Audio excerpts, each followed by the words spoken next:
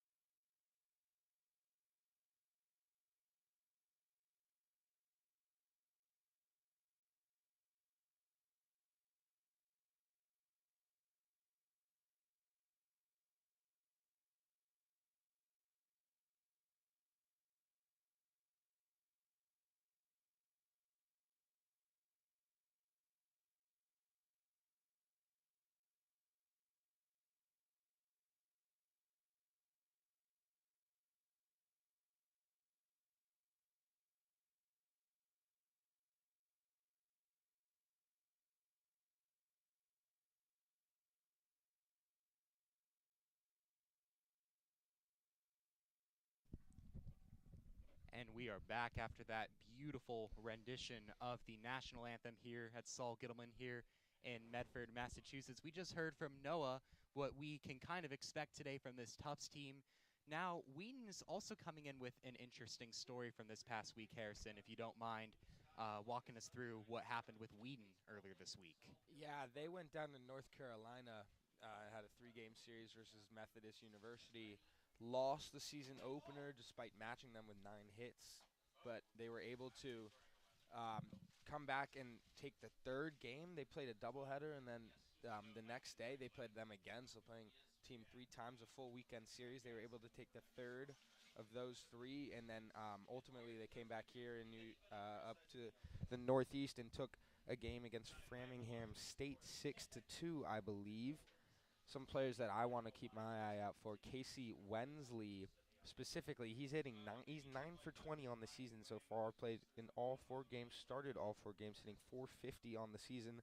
Tyler Bellin and Kevin Matos also hitting above 300. So we're on track for a really good game here today, Gittleman, on Sunday. Awesome. Thank you guys, Harrison and Noah. I'm going to go ahead and walk you guys through the lineups for today as we are getting started. You might be seeing Jacob Lapp on the mound for the Bows to start things off. We're at number 11 today. But for Wheaton, the challengers, to his presence on the mound today as he makes his first start of 2025, we got a good lineup of Lamond in center, followed by Cowie in right, Wensley at third, Wagner at first, Kolpak is the DH batting fifth, Matos in left field batting sixth, Westerfield as the shortstop, Bellin behind the dish catching, and Beauregard in second.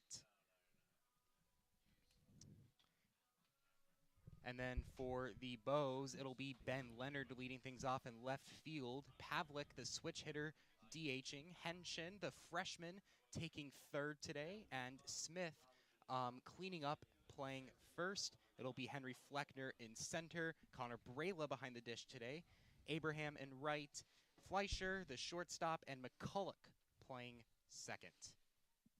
As we now see Jacob Lapp prepare to deliver his first pitch of the day. And that'll be fouled back into the parking lot. We might already get a car dent. Jacob Lapp, the senior from Andover, Massachusetts, appeared in 13 games last year, making 4 starts. Had a stellar 2.7 ERA with 22 strikeouts and 46 2/3 innings pitched. Lapp delivering for the 0-1. That'll be outside. Brayla makes good effort to catch that there. That'll be 1-1 now. The other end, Robbie Lamond for Wheaton. He's coming off a 2-hit game, had a double as well against Framingham State in the last one on the season, 19 at-bats. He's hitting .263. That will be called a ball. 2-1 the starting count now for Lapp after 3 pitches. Lamont just trying to get on base here against this strong pitcher in Jacob Lapp. That'll be outside again, showing some good discipline at the plate to start things off today. Lapp only 6 walks all of last season, looking to avoid starting off with one here. Lamont so far 5 for 9 on the season. And we'll drive one. That's going to go just down the foul line. Henshin can't get it, but that's going to be ruled foul by the third base umpire. Now a full count for Lamond, the sophomore from North Kingston, Rhode Island. Certainly don't want to let him on early here, but you don't want to give him anything too dangerous either. Center fielder gets ready, drives one right through Lapp, and that'll be a base hit. He'll take his base at first as Lapp wasn't able to make the play as that dribbled up the mound. I think if you're Lamond, you have to be happy with that at bat as well. I mean, you work it to a 3-ball count early, then you're in charge. You know, Lapp's just working for you. He's trying to challenge you. He doesn't want to give up a walk to start things off, especially as a safe pitcher that he is there. Lamond definitely got the pitch that he wanted right down the middle and smoked it right back where it came. Now be Sean Cowie at the plate, the righty. Also launches one down. Henry Fleckner can't get the positioning. He'll relay the throw into short, and both runners will now be safe at first and second. Sean Cowie swinging at the first pitch of the day. And that's not the start that you wanted from Lapp, getting the first 2 guys on. And now an interesting spot, as I mentioned in the pregame. Casey Wensley, 9 for 20, hitting .450 so far. But this is a textbook bunt situation. Be interesting to see what Wheaton calls. Hottest hitter at the plate, but first and second, no out. Always calls for a bunt, advance the runners, and then you can score them with an out. Didn't square the first pitch. I'd imagine he'll be swinging away here early. Yeah, and Lapp took a breaking ball down low. Umpire ruled strike. 1-0-1 count, apologies, for Wensley, arguably, as Harrison said, the hottest hitter on this team. And he'll put a ball up to second. It'll be a routine double play ball, and not able to get the throw at first. The throw was off. I think he had that beaten out regardless. Yes. He got out of the box quick. Yeah, he just sprinted right out of there. He'll be safe at first. The Bows will get an out, but there's now runners on first and third, runner in scoring position here.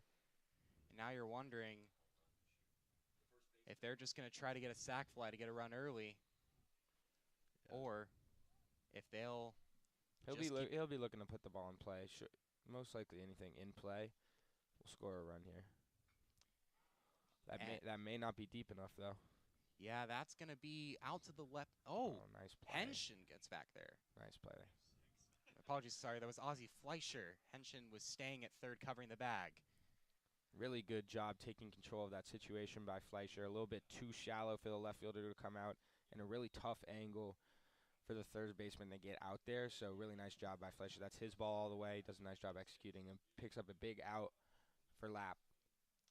That's exactly what the doctor ordered. If you're a lap, you want to keep it down there. Of course, you're trying to get a ground ball more than anything, but that's maybe the next best option.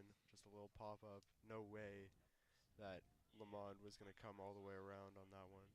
And most of all, you're preventing the run from scoring there as pickoff attempt, and he'll be safe at first. But now you have a power hitter and James Kolpak now at the plate. Or Justin Kolpak now at the plate from East Hampton.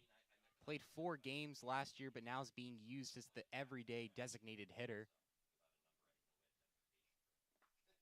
And that'll just be a dribbler up to McCulloch. He'll flip it over to Smith to end the inning. Wheaton leaves 2 on. As we go to the bottom of the first, the Bows will now have a chance to strike first on JumboCast. Noah and Harrison, what are your takeaways from that first inning? Yeah, I just thought Lap looked really calm out there. You get in some trouble early, you let your first 2 runners on, but I think that shows the experience that we've seen come out of Jacob Lap, especially towards the back end of last season. He picked up 4 straight wins and really started going longer innings as a starter as opposed to a reliever earlier in the season. I think that's what comes with that experience, right? You just learn how to manage those situations even when times get tough, and he's been an excellent pitcher, you know, really his whole career. His first start of the season this year, but last year, as we mentioned, a 2.7 ERA, which was great. And, you know, looking great again out here today. Really well situational awareness. And for Wheaton, just too bad they couldn't capitalize on it. But, you know, a lot to look at on both sides. Exactly. And now we have Wheaton's starting pitcher on the mound, Chris Carbonara, the junior from Brockton, Mass., will now take the mound here for the Lions. He had 2 appearances in 2024 and debuted for the team last year. 2.2 innings pitched and a 3.37 ERA and 2 Ks, 5 walks. Made his first ever start last week versus Methodist, where he pitched 2 innings and gave up only 1 hit, where he was used as a 2-inning stopper in high leverage. So he's already, he hurled 5 innings with 3 earned runs and fanned 4 and walked 1 while giving up 9 hitters. There was no decision in that one for Chris. So, Noah, what are you kind of looking for out of Chris here, especially with this dynamic Bows lineup? Yeah, it's a tough Bows lineup. This is a lineup that came out and had 22 hits in one of their games yesterday. I think Carbonara, you're looking for, you know, he's not a huge power strikeout guy. He did have 4 strikeouts in his last outing that you mentioned, but I think more than anything is just not getting out of sorts immediately. We saw the Tufts lineup put up 3 runs in the first frame in the first game yesterday, and then also Ben Leonard, their leadoff man, had a home run in the second game of the doubleheader yesterday. So really it's just getting on top and control. You know, ideally you want a 1-2-3, but even if he gets in trouble like Lap did in the top half of this one, it's just being able to manage that, not letting things get out of control versus a very dangerous Tufts lineup that looks to be pretty hot so far this weekend. Exactly. And now we're going to be seeing the first hitter of the day, Ben Leonard, who's been absolutely hot to start this year. And we were remiss not to mention he went 5 for 5 in the first game versus Eastern Connecticut State yesterday. Had 3 doubles in that one. Looking to add to his already insane line of 7 and 11 with 5 multi-base hits. Had a homer yesterday in the doubleheader, and has rightfully earned this leadoff spot as the left fielder. And drills one down. That's going to be tracked down by Lamond, and he'll get it backtracking towards the wall for the first out. Lamond looks like he got a hold of that, but the wind, I think, just caused that just to die down immediately. Yeah, wind blowing strong right to left. You can kind of see it out there on that U.S. flag. But a really good route from the center fielder, Lamond. Got a good step. Always take first step back. As a center fielder, he was able to track that one down in the right center gap. Now it's going to be the switch hitter, Max Pavlik. only switch hitter on the Bows. He'll be DHing today as he takes a ball low to start. 1-0 pitch coming. He'll take a swing at it, but that'll just dribble off foul towards the Wheaton dugout.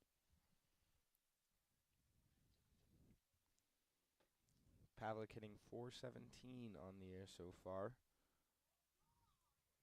Having a lot of success. He calls time. Just needed to readjust the gloves there as he'll now get ready for the 1-1 pitch. Winds up. Take it on the outside. That was just outside of the plate, so that'll be a 2-1 count. Pretty good crowd here today. Somerville Youth Baseball Day. Good turnout for a Sunday as well. Pavlik will get one just straight to the pitcher, who will flip it to Wagner for the easy out. PFPs. Now it is time for James Henshin, the freshman from Wellesley, who's already locked down the third base starting spot. And he's batting third in the lineup today, is 4 for 15, has 3 RBIs and a stolen base. So he's got the speed, too, as he'll take one. That looked a little high, but that will be strike one. Henshin also looking back at the umpire just to make sure the strike zone was a little higher. And he'll take a second strike. Look, Tufts is a really stellar Division III baseball program. So to come in here as a freshman and by game 5 have the number 3 spot locked in tells you a lot about who Coach Brian Stark thinks this guy can be. And obviously this is Stark's first recruiting class. And Henshin already putting it up the middle for a base hit, got through the gap, will stay at first as he rounds. But overall, great poise there, being down 0-2 in the count, still putting one up the gap. Yeah, as I was saying, I mean, that kind of speaks for itself. Down 0-2, able to fight off a low curveball, just slap it up the middle. That's really experienced hitting. Hit the ball where it's pitched. Don't try to do too much with it. But yeah, I mean, to be hitting number 3, that tells you what Coach Brian Stark thinks this kid can be. And yeah, he's off to a really good start his freshman year. Cooper Smith now, the cleanup hitter from Eden Prairie. We'll take a ball to start, and we'll take a second ball. Henshin jumping from first, but we'll go back. Cooper Smith last year had a .262, .407, .308 slash line in 21 games he played last year. Was a transfer student, but he launches one up to right field, and Callie can't get to it in time. That'll drop. James Henderson slides into third base, will be safe. Runner now in scoring position with 2 outs for the Bows as Cooper Smith gets a single. Able to drop that one in front of the right fielder. Jumbos look like, they're able to perform under pressure pretty well so far this season. 2 outs early here, but then now 2 runners on base. It was the same case yesterday. Bottom of the 9th, they had 2 runners out, but were still able to rally back to tie 13-13 and send that Eastern Connecticut State game, the first one of the doubleheader, into extra innings. Now it's the center fielder Henry Fleckner, started all 41 games last year in center. Had a .353 average last year. He's one of the best hitters on this team. As Carbonara will try to warn Smith to stay on first. Fleckner wants to get a runner in here. It'll be interesting to see if they send the runner on first, try and create some havoc with 2 outs. I'd imagine that they will later in the count. Cooper Smith tried to go there, but they pitched out, so scampers right back to first. It'll be a 1-0 count to start things off. Obviously, Fleckner is one of the stars of this program. It's shown that he can keep improving. As he sends one right to the second baseman, they'll get the out immediately. Beauregard and Westerfield showing their dominance in the infield, as Tufts will leave 2-1 as well.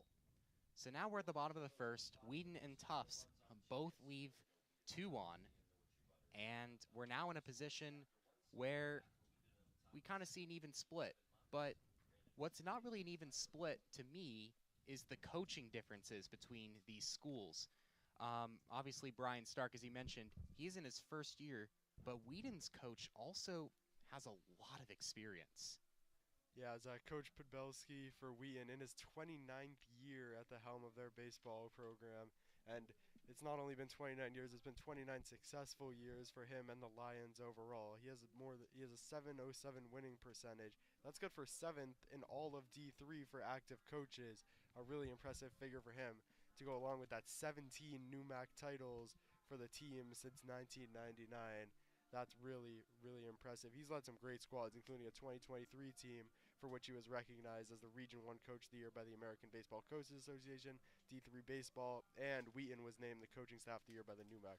Coach Pavelski definitely knows what he's doing. This is a really strong program out there in Massachusetts that a lot of players are drawn to, a lot of players from the area are drawn to. They're known for success, and they're known for Coach Pavelski at the helm. Yeah, as for Tufts coach Brian Stark, the exact opposite of what you just highlighted, Noah. His first year as a head coach, and he's definitely served his time as an assistant. 10 years, or 2 years, 3 years with the Naval Academy, with the midshipmen down in Annapolis, Maryland, and 10 years crosstown with the Harvard Crimson. So he's definitely served his time at the Division I level, now getting a chance to head a team at the D3 level. Now be the left fielder. He'll send one way down the line, and that's going to be foul. Looked like it was going to get out of here, but just was drifting left. Once again, that wind again. Yeah.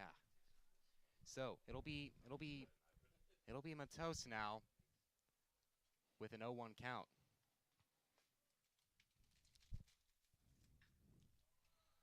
Up the middle to McCulloch. Will be a routine play to Smith, and that'll be the first out in his first at-bat of the game for Matos. Yeah, Lapp doing a really good job of filling up the zone early here. Last inning, he got into trouble when he got behind on those first two batters, so they were able to capitalize on fastballs and hitters' counts. But if he stays ahead, he has the stuff to dominate in a game like this. Just needs to make sure he's filling up the zone. First year from Wakefield, Rhode Island, Brandon Westerfield will now take the right hitter's box. Listed as an infielder, he's playing shortstop today and is so far on the season 2 for 10 with a single walk. Has yet to record a multi-base hit. Didn't go, so they'll just call 1-1 here. Lapp wanted that call in the outside corner, must have just missed. So did Connor Brawler, the catcher. They both looked to appeal. The umpire ruled didn't go. Oh, Lapp nearly made an incredible play off the mound and got there in time. Cade Smith with the pick. That looked very, very close at first, but Lapp nearly made an incredible line drive catch from the mound. But it's McCulloch saving the day, getting the throw out to first. Good reflexes there by Lapp. Almost got on top of that one. Those are... those ones sting coming right back at you at the middle. You got to be ready for them, though, as a pitcher, of course. Nearly a great play by Lapp, but Jumbo's clean it up. Sophomore from Franklin, Mass, Tyler Bellin now up for the first time today. The catcher started 35 games last year behind the dish, had 220, 293, 285 as a slash, as he'll swing and miss twice. Actually, forgive me, he fouled that one. I lost that one in the sun.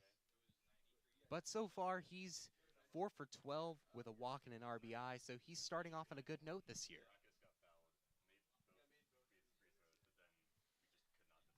Lapp now trying to go 1-2-3 for this second inning. We'll send one outside. Brayla makes a good effort to get a hold of that one. 1-2 now for Tyler Bellin.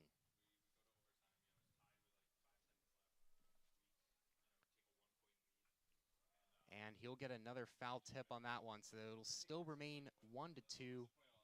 Fighting through this at-bat here as he's trying to get on base just to give a little bit of an opportunity with 2 outs here. Bellin was hot around this time last season from March 10th to 15th. He hit .429. Another high ball outside. It'll now be 2-2 as he's working up this count. Next in the order will be the second baseman, Beauregard, after Bellin if he reaches. Swings high and misses. What a pitch from Lapp, as he'll go 1-2-3 to end the top of the second. Gets his first K of the day. What a pitch. Yeah, able to elevate and celebrate there to end the inning. The high fastball, always tempting for the batter, but it's really never as good as it seems. The ultimate misleading pitch, the first kind of strikeout pitch to ever exist and still exists to this day. Very effective one at that. And I think the difference we saw there from Jacob Lapp in that second inning was just getting on top of the count early. Not at bat, for example, had it 2-2, had some room to work with, and able to trust his fastball to just blow it by him there. Looked like Bellitt and really had no chance there at that fastball. Of course, he wanted to take a shot at it, though. Well, with that in mind, we're going to take a very brief break as we get the bottom of the second started here on JumboCast.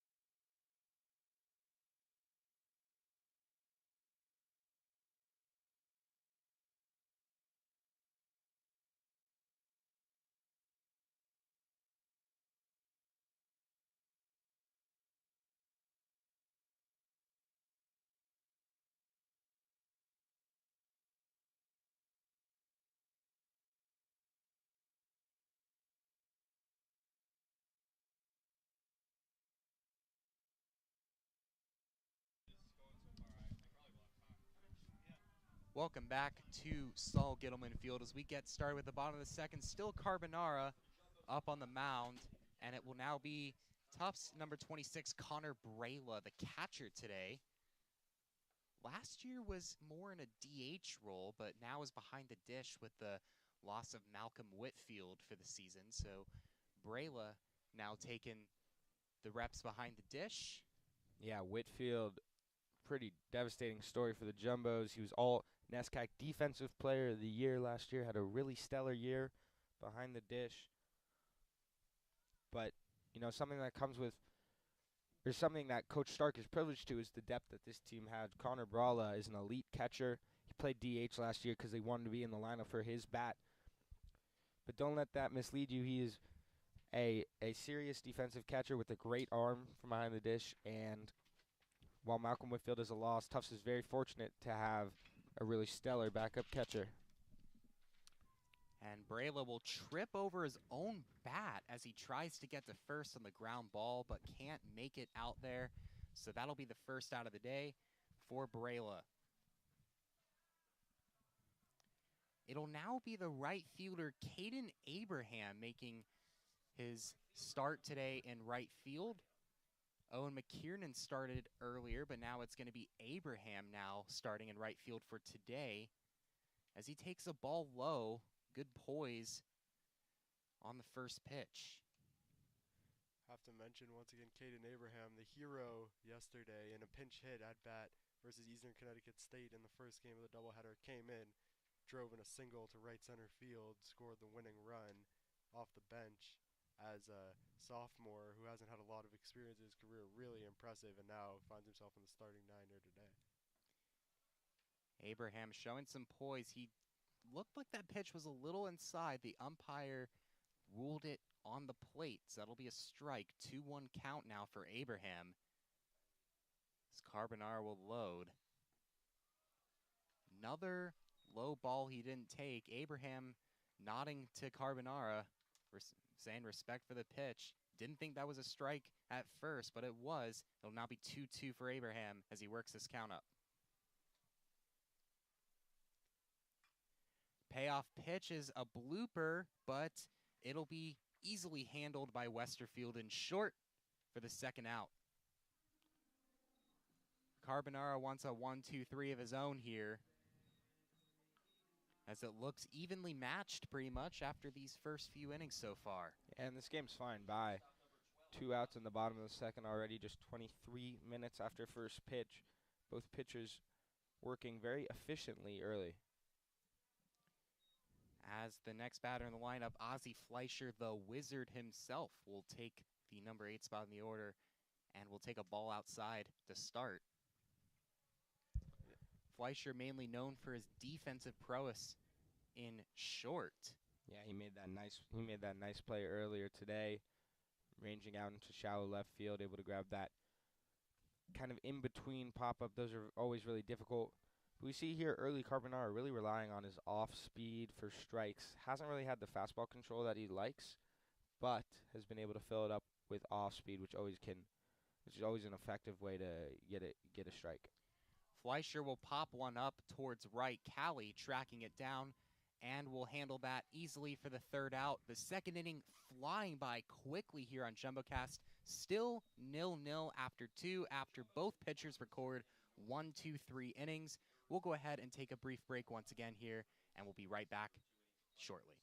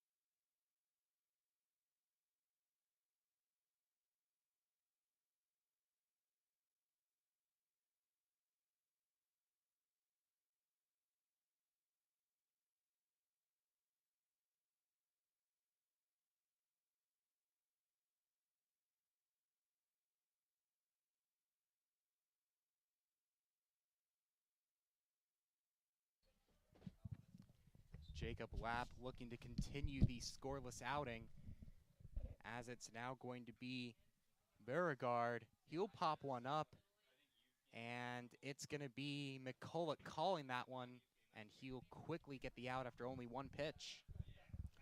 That was what we like to call a major league pop-up. Quite high. McCulloch did a really good job of getting his feet set under it. 2 hands, executing. Lineup will reset here. It's going to be Lamond now, looking to try to avenge and get another hit as he did earlier. He had that single to lead off things earlier. Since that and Callie's single, though, it's been blank for the Lions, so Lamond's looking to try to restart that momentum here. Looked like he was trying to go for that high pitch that struck out Bellin earlier, but decided not to go after seeing it not drop.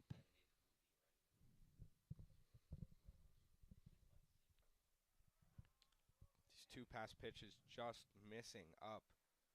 I said it last inning, Lap's gonna have success, pardon me, if he is able to stay in the zone and be in front of these batters. Now this is a fastball count. He'll probably take 3-0, I'd imagine, but 3-1 now, he's probably going to get another fastball, and it's going to be another pitch to hit. It's just not the spot you want to be in if you're Lapp. Lamond trying to get on base here with the 3-1. Will swing again, and now the count's full. So you have a little more room to work with here, but still a little bit of a bad spot to be in with someone who already hit a single off of you earlier. And there was your fastball. He just barely missed it, fouled it off right back towards us, but got a pitch he wanted to hit. And that'll be low into the ground, and Lapp will walk his first batter of the day. Lamond will take the free base. That's what you want to see out of your leadoff man, of course, Lamond. That's his 3rd walk in 21 at-bats so far on this season, and, really well done to work the count there. Great eye. Those 2 pitches, there was one on the outside on the 1-0 count, and then the pitch after that really close on the inside, but wasn't tempted too much by Lapp. Really good control, great eye, works the walk. Callie now up to bat, the only other batter in the Wheaton lineup to reach base today, also looking to get on here with one out. Lamond takes a lead off, a significant one on first. They're trying to pick him off here to keep him alert. He swiped one bag on the season, got caught one time as well. Two consecutive pickup attempts there by Lapp. The first one he almost had him. This time, a little bit of a less close play. It'll be interesting to see if he's running here. And he'll go, throw to second offline, and he will be safe at second. Count that number 2 for his SB total this year. It was going to be tough for Barella to beat him there to the bag, even if the throw was perfect and online. Lamond got a great jump on that. He was almost already at second base by the time the ball was arriving, and really good job. You know, you can pick him off as many times as you want, but when you have that speed, it doesn't matter how hard they try. Callie will take a pitch to the outside, strike 2, just crossed the plate as it was coming back. Now really important for Lapp to work through this batter with a runner in scoring position here so early in the inning. Don't want to get in more trouble like he did in the first. And the thing with Lamond stealing second is you now have the double play opportunity gone. So you got to get him out organically, which they do. Callie will take a swinging K as he goes down. Lapp's second strikeout of the day. Great pitch, plenty of lateral movement on that one from Lapp, and Callie just swung right through it. Maybe a little bit over anxious there on the 0-2 count, already behind, trying to claw his way out of there, especially with a runner on scoring position. Lapp, great control. He's shown a lot of level-headedness here early. Wensley 0 for 1. Hit the ball hard last time, just right towards the second baseman on the ground. Was able to beat it out, but was a fielder's choice 4-6. This is not the guy you want up if you're Lapp in the jumbos. 9 for 21 on the season, hitting over 400. Definitely too early in the season to do any intentional walking of any sorts, or really even too early in the game. But I don't know, maybe something down the line. If these two teams run into each other again, something to watch out for. Lapp's done a good job of getting ahead 0-2, though. Yeah, he's already in a hole 0-2 to start. It'll be interesting to see what Lapp tries to do here. If he goes back to that high fastball, which he tried to do, pops it up. Henry Fleckner, though, will track that down easily for the third out. Another easy inning for Lapp. Only walked one batter, but got the rest. So no damage done as one's left on. Yeah, and that 0-2 pitch caught a little bit too much of the plate for my liking. You really want to miss high or miss low there. Almost got barreled up that pitch. Was just kind of upper part of the zone, a fastball. Wasn't able to sneak it past him. A little bit of a risky 0-2 pitch, but he got away with it. Exactly. Noah, any thoughts from that inning that you took away too? Yeah, well, I mean, thoughts on the thing, just that Lapp was able to work through some adversity there, that he, even with Wensley, the hottest hitter, you know, he's aware of that stuff. He knows that Wensley came into this game really hot. They scout these players plenty, but he was able to challenge him. Lapp, even on the player that he walked, those were challenging pitches just off the plate. So he's not scared of this Wheaton lineup, I think, is the biggest takeaway from here. He's trying to challenge them with pitches, trying to work through innings quickly, get his offense back out there in the diamond, and try to make some runs happen here. It's been pretty quiet on both sides, but Tufts definitely going to be looking to find a spark plug here, as the top of the order maybe will look to come back around towards the end of this inning. First, it's going to be the 9-hole hitter, though, Jesse McCulloch, coming up to the plate first. The junior from Sudbury, who's playing second today. Last year was one of the better hitters on that team, had 310, 420, 403 as his slash, and 129 at-bats. And was also incredible his freshman year, too, and with a slightly smaller sample size. But he's so far started all 3 games and is 1-11 to start, but he will undoubtedly heat up later this year. Also worked 19 walks last season. You would like to see him get on base if you're the Jumbos, no matter how. McCulloch will hit the first ball foul, and that will bounce and just narrowly avoid hitting a car. Always a little fun to sometimes see the foul balls, but also not fun if you have a car parked in Cousins today. 0-1 pitch is high.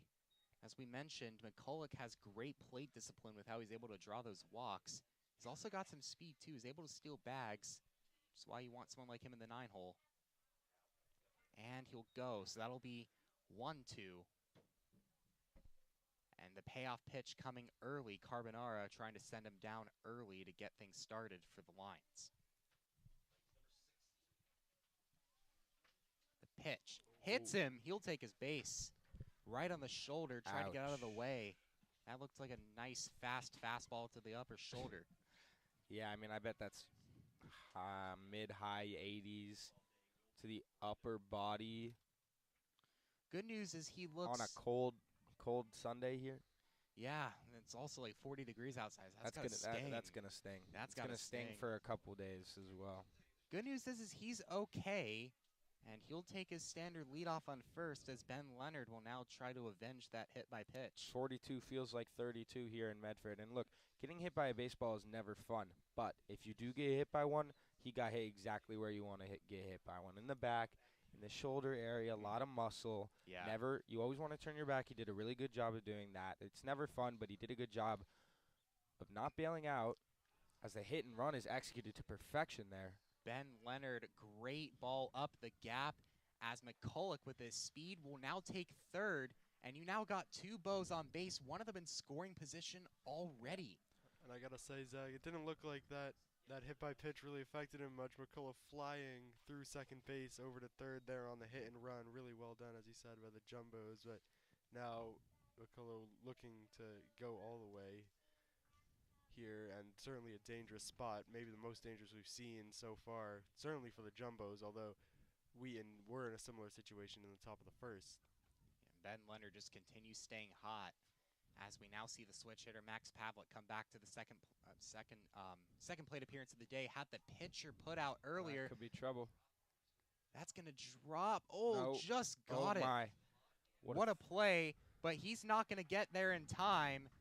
McCulloch will score, and that'll be the first run of the day for the Bows as Max Pavlik records a sac fly RBI. Really nice job by the shortstop getting out there to make that play, but a really difficult spot to be put in. Didn't really have time to set his feet and make a strong throw home. Had to make an off-balance one that was on line, but just far too, or not in time. Pavlik just got just enough on there to get into the shallow outfield, make a play there. If it was any shorter, I don't think they would have sent McCulloch, but it was just enough, and the Jumbos put one up on the board. Yeah, Pavlik just put that in a really awkward spot, but once again, great defensive play by the shortstop there to make sure that didn't cause any more damage and gotten out of it at least too. So now you have the double play ball in play here, and Wheaton knows that they're trying to pick him off at first. They're trying to pick Pavlik off to try to get him a little scared so he doesn't bolt. We'll take it high for ball one. Carbonara losing the zone here a little bit, allowing these Tufts hitters to get into friendly hitter count where they can expect the fastball and do damage.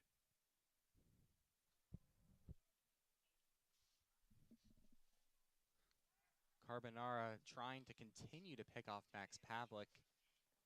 That'll be the second time.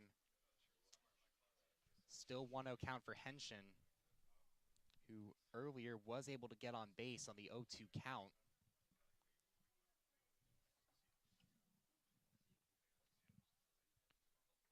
And he'll take that one high, still struggling with the control of that fastball.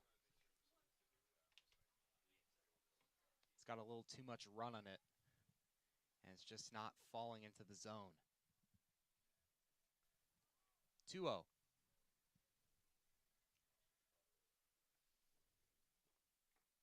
Will hack at that one. Wanted all of that, but a little too late, and it'll be 2-1.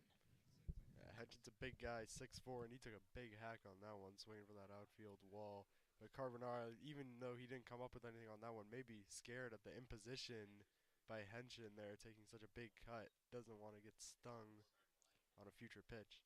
Carbonara tries to go for the changeup, and it doesn't fall enough. It'll go high. So 3-1 count now for Henshin. And he'll foul the one off, makes the count full. And they wanted the hit and run there as Pavlik went flying as soon as the contact was made. Carbonara to load up, initially waved off the sign. Will now go, and it's another foul ball behind. The ball will once again go into Cousins. Carbonara working high and outside in the last 2 pitches. Doesn't want to mess over the plate with that stuff. He could get really burned, but so far, so good. Worked 2 foul balls, now going to try to put him away. 3-2 count full for Henshin. Will send it up the middle, hits Carbonara, and just made the play. Looked like he stumbled that one, and it looks like he was going to be safe on that, but Carbonara was able to recover quickly and sent one straight off to Wagner. Yeah, really impressive to just hang in there by Carbonara, especially with, you know, if you let Henshin reach base there, 2 on with 1 out, already giving up 1 run in the inning, that spells bad news for Wheaton, and Carbonara knew how important that one was. Just able to come up with it. Couldn't even dig it up quite well on the first time, able to pick it up the second time and gets it just off. And that'll be Smith sending one down the line foul, 0-1. But another thing that happened is now you got a runner on second now with that. So did the job advancing the runner. You now got a runner in scoring position. And you got Cooper Smith coming up, who is hot coming into this game, hitting .460 on the season. Dribble one up to the first baseman. Carbonara going to cover the bag. Will get the last out. Really nice job getting over, playing your position by Carbonara. That inning, he was able to knock the ball down, save a potential base hit, and this time did a really good job of getting over to the bag and limiting damage. That's one of the biggest jobs of pitchers, limit the damage of a moment. Yeah, you know, Harrison, like, there's, you're not happy to give up a run, but you got to think it could have been worse, especially Tufts. Yep. Dangerous 1 and 3, first and third base, early in the inning there, threatening, able to just give up 1. Carbonara work his way out of there, and did it in a pretty quick fashion, too, trying to keep that pitch count down to keep going. Yeah. We're going to take a brief break here as we get into the bottom of the third and move to the top of the fourth. We'll be right back.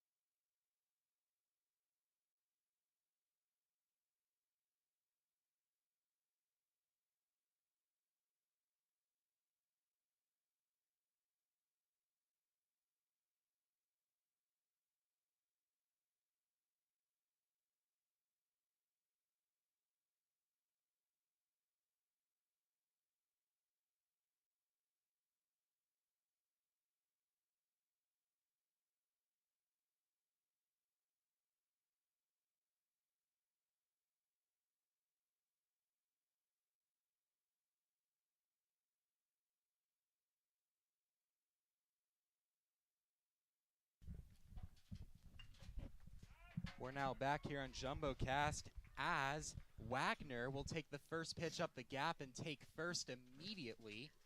But we now got a new face down here. We got Jake Stoller coming down here to give us some color analysis. Harrison will step to the side for a little bit. Jake, you've been up on the roof all day so far. What have you seen so far that we can take away?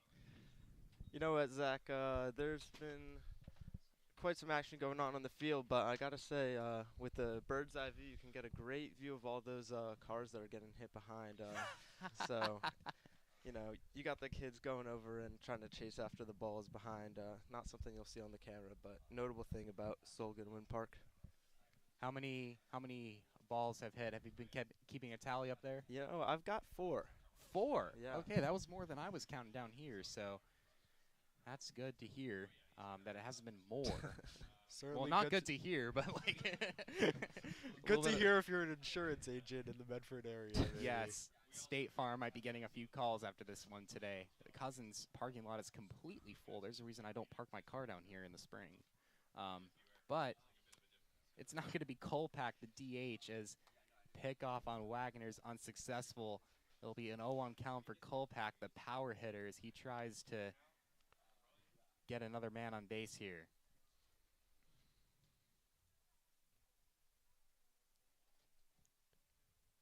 Oh, 1 count. Kolpak swings one down. That'll go into left field, base hit, as both runners will stay on first and second. The cutoff to Henshin a little wide, but good hit there by Kolpak.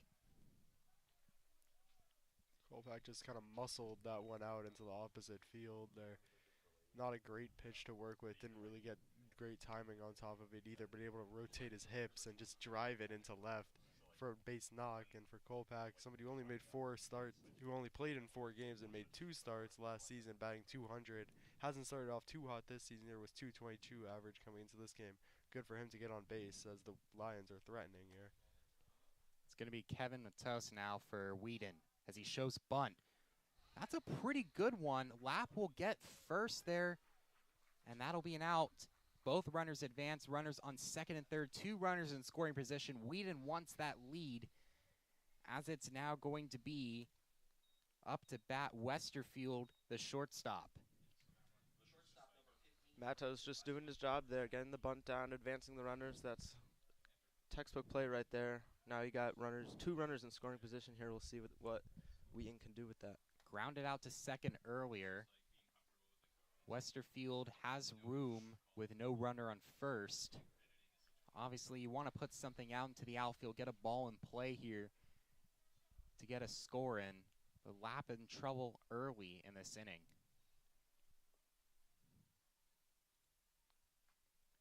That one will dribble foul off the tip of the bat. With it being that cold out, that might have stung a little bit too. Get that reverberation through the handle. It's definitely hard on the hands, and I think if you're Westerfield here, you are just thinking contact no matter where it goes. He hasn't had too hot of a start to the season, 2 of 11 in his first 11 at-bats, this being his 12th. Here trying to turn things around, but really you're just trying to get it somewhere in the outfield to bring 1 runner home, tie this baseball game.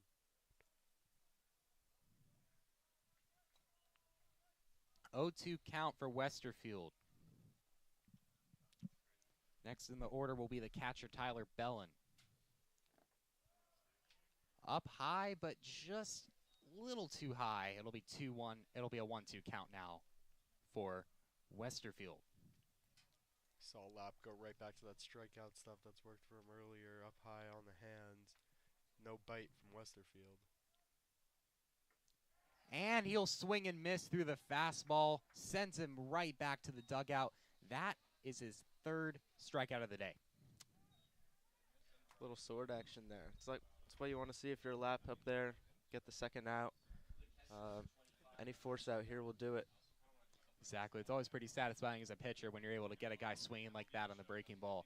So it'll now be Bellin, who struck out earlier from the high fastball. Tried that pitch again, fell down, strike 1.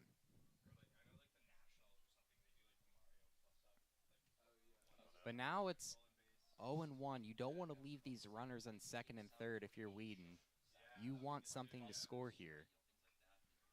Another foul ball into the parking lot. You know, to be a successful baseball team altogether, you need production from the bottom of the lineup. Altogether, you need depth that does work for you. And so here is a chance for Tyler Bellin here batting towards the bottom to prove that he can work a hit in a crucial spot just as good as anybody at the top of the lineup. Bellin looking to reach base for the first time today. Was going low. The ball kind of passed, but the umpire ruled that he touched it with his bat, so it's a foul. So if he had not gone for that, probably would have scored a run on the wild pitch, or the pass ball there. But alas, ruled a foul. It'll be 0-2 count. It'll be interesting to see if Lapp tries to go back to that same pitch that struck him out earlier.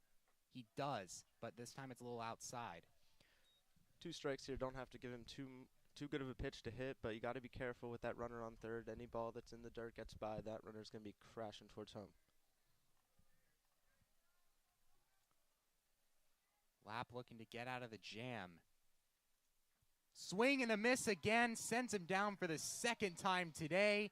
2 strikeouts to end the inning. Jacob Lapp walking off like a G. It'll be still 0-1 Bows after 4.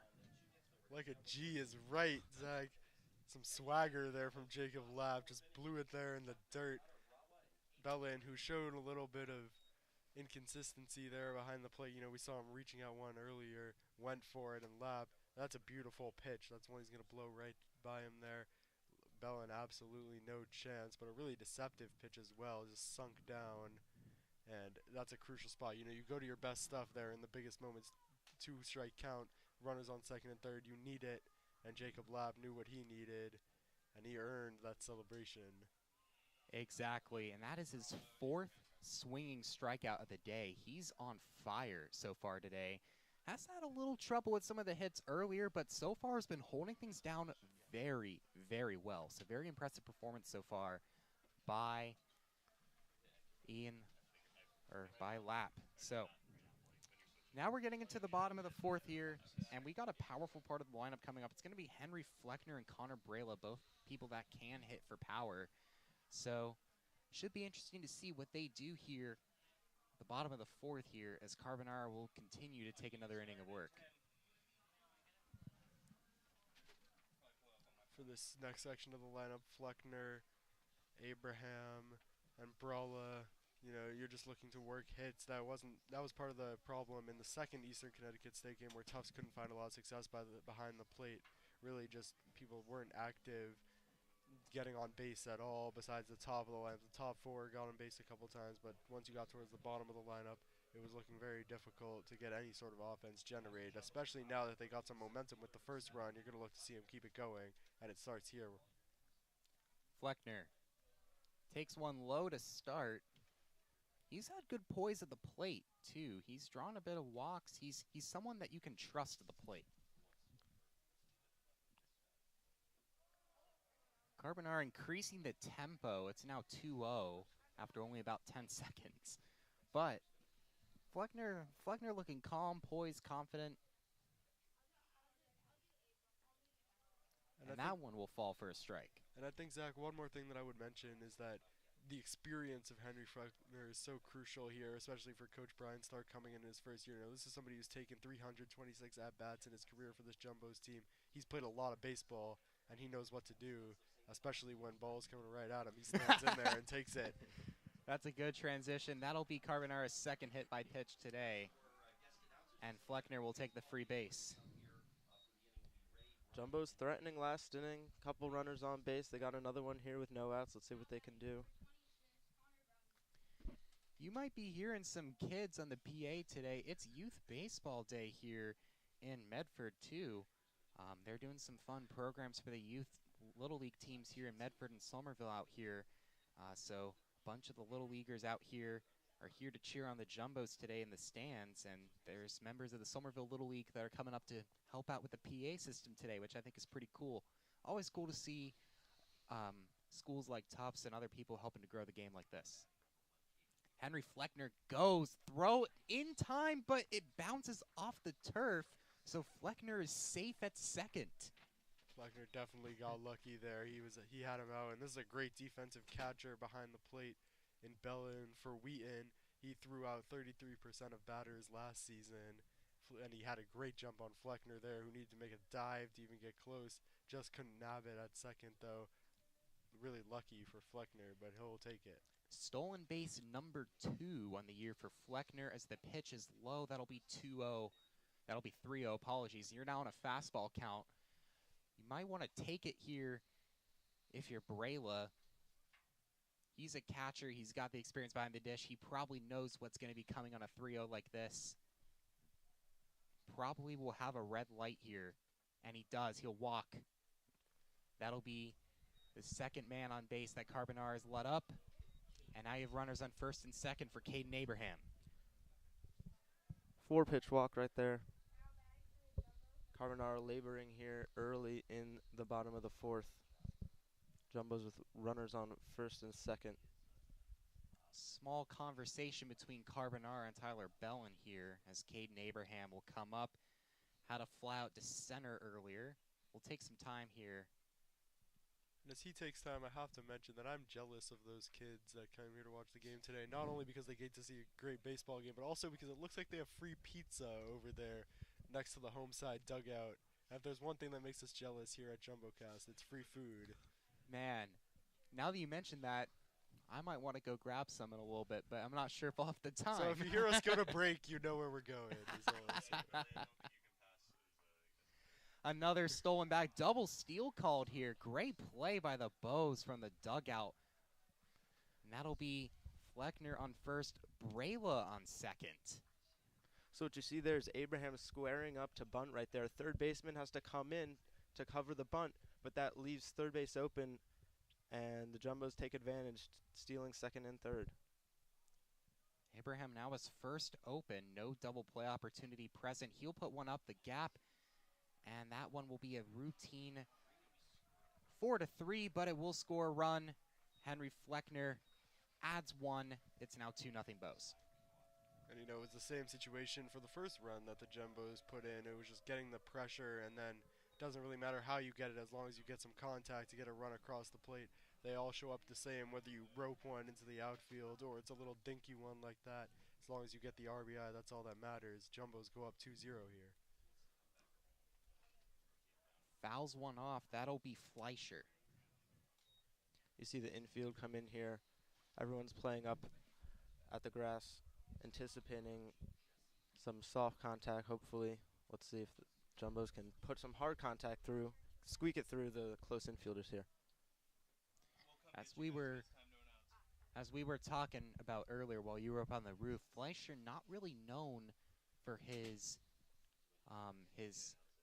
bat, but more so for his defense. He's one of the premier defensive infielders in the NESCAC. He's called the Wizard for a reason. He's able to make those insane plays like we saw earlier with that blooper into center where Fleischer just made that incredible effort. And it's just so awesome to see him man the six. He just does such a great job out there as he works a 1-2 count here. Carbonara will send one through, and he does exactly that. Sends it right through the gap. Scoring is Brayla, and Fleischer gets a base hit as he celebrates with the dugout. That's another RBI. It's now 3-0 Bows. Ozzie Fleischer, an unlikely source there, came into this one with 1 hit and 11 at-bats. That hit did earn him an RBI, though. And it seems like he's coming up in the clutch moments because here, same deal, smokes one right back up the middle, and really good discipline there just to find his pitch, get on top of it. He's not going to try to, hit one as hard as he can towards the wall. He knows his game. Just try to line one, and there did a really good job making contact, putting it where it needs to go, earning an RBI. Jesse McCulloch now up as they try to pick Fleischer at first. Not successful. McCulloch also been cold, also came into this one with only 1 hit, but he's definitely been a threatening player, and just for the Jumbos to have so much depth in the lineup and have a player like McCulloch at the bottom, really impressive. He's somebody that's batted over 300 in multiple seasons. That's pretty rare to have that guy in your 9-hole. Now the second time that Carbonara will have seen the order through. McCulloch had the walk earlier and scored a run. That one just outside. You got to wonder if there's starting to be a stamina issue with Carbonara with how much he's been letting up. I wonder if we'll be seeing Podolsky come out of the Wheaton dugout pretty soon here.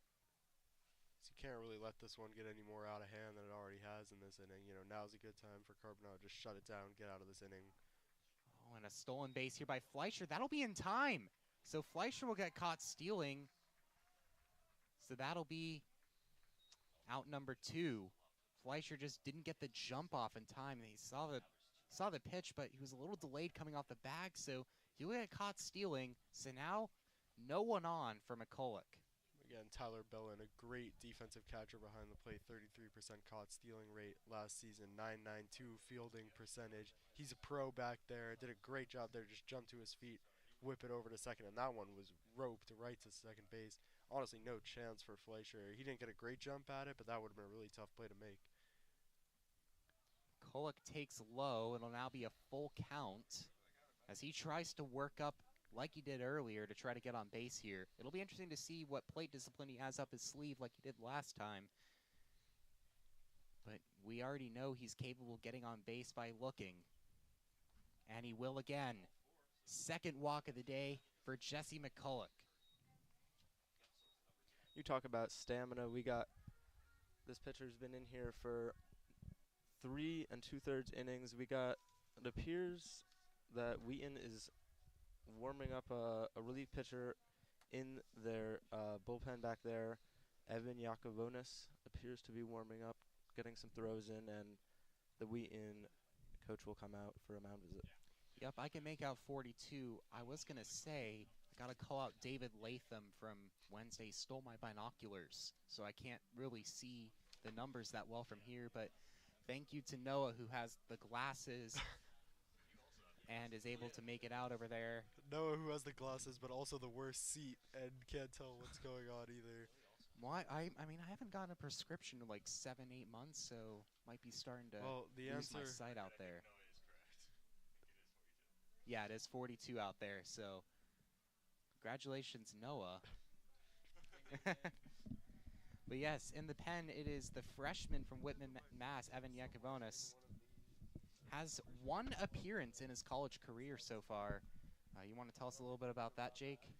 Yeah, well, he's pitched 2 innings so far, let up 1 hit, 2 strikeouts in those 2 innings, so we'll see what he can do here in the middle innings of this game. They're going to keep Carbonara in, but I imagine based on that mound visit, he might be done after this. But, oh, I got binoculars. Micah, saving the day. Oh, thank you guys. I got my binoculars back. David, you're in the clear. Carbonara. Low delivery into the dirt will be 2-0. Gotta wonder if he's starting to lose control or not now at this point.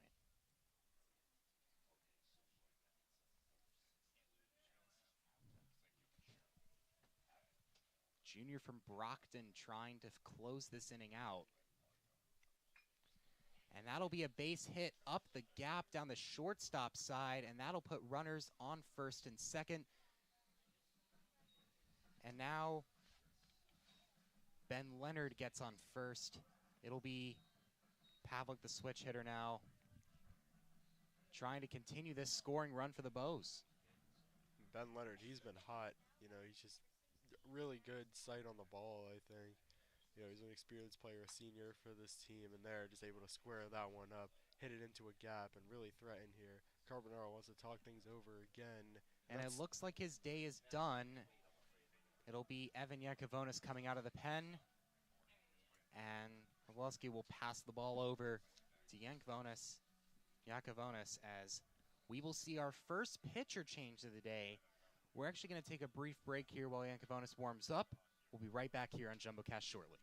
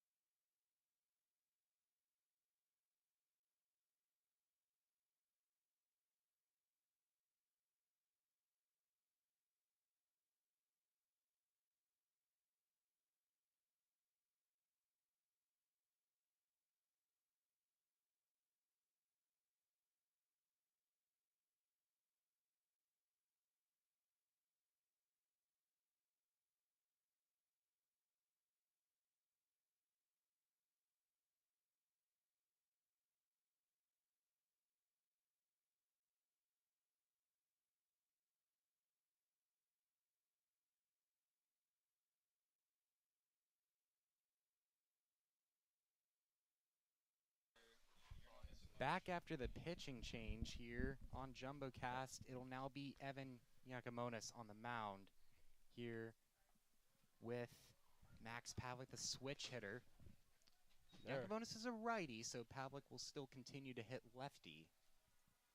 Yakimonis started off with some paint there. That one right on the outside corner, pretty low too.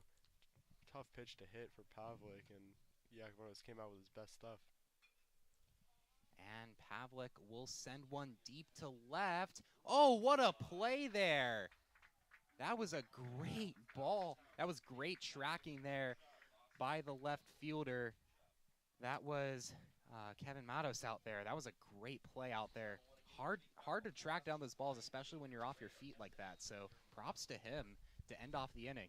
Yeah, pretty much a full sprint out there and left. He was approaching that wall quickly, and then we're not on a grass field. There's no warning track, so you don't know when you're about to hit the wall. But he did a good job to brace himself on the impact, and crucial out to end the inning there.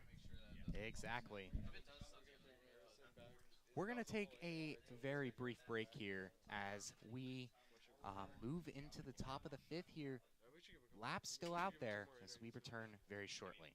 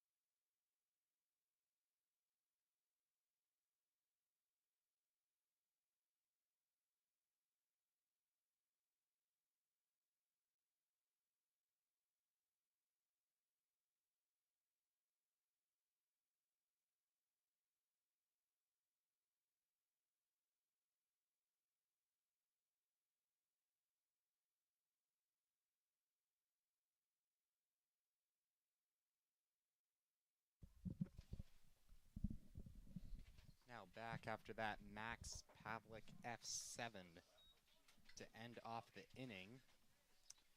It's now going to be Wheaton, who's finding themselves in a hole early, down 3-0, as the order will flip for a second time here. Beauregard puts a line drive into the left field for a base hit. That will be his first of the day. He flew out earlier, will now be on base for the first time today. Nice pure swing right there. Lifts it just above the shortstop. Dunks it into left field. Great way to start off the inning. Now it'll be the top of the order, Robbie Lamond up again, the outfielder from Rhode Island.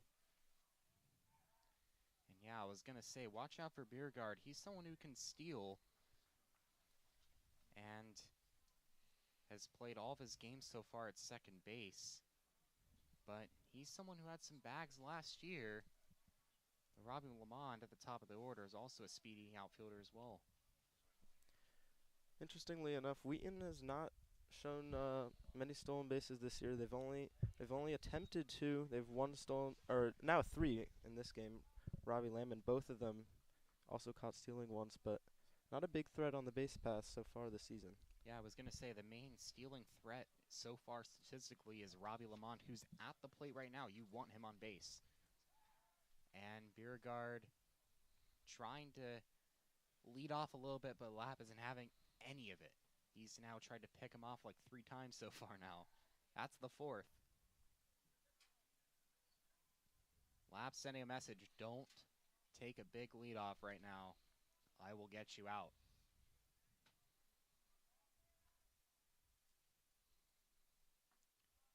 Nearly hit him low.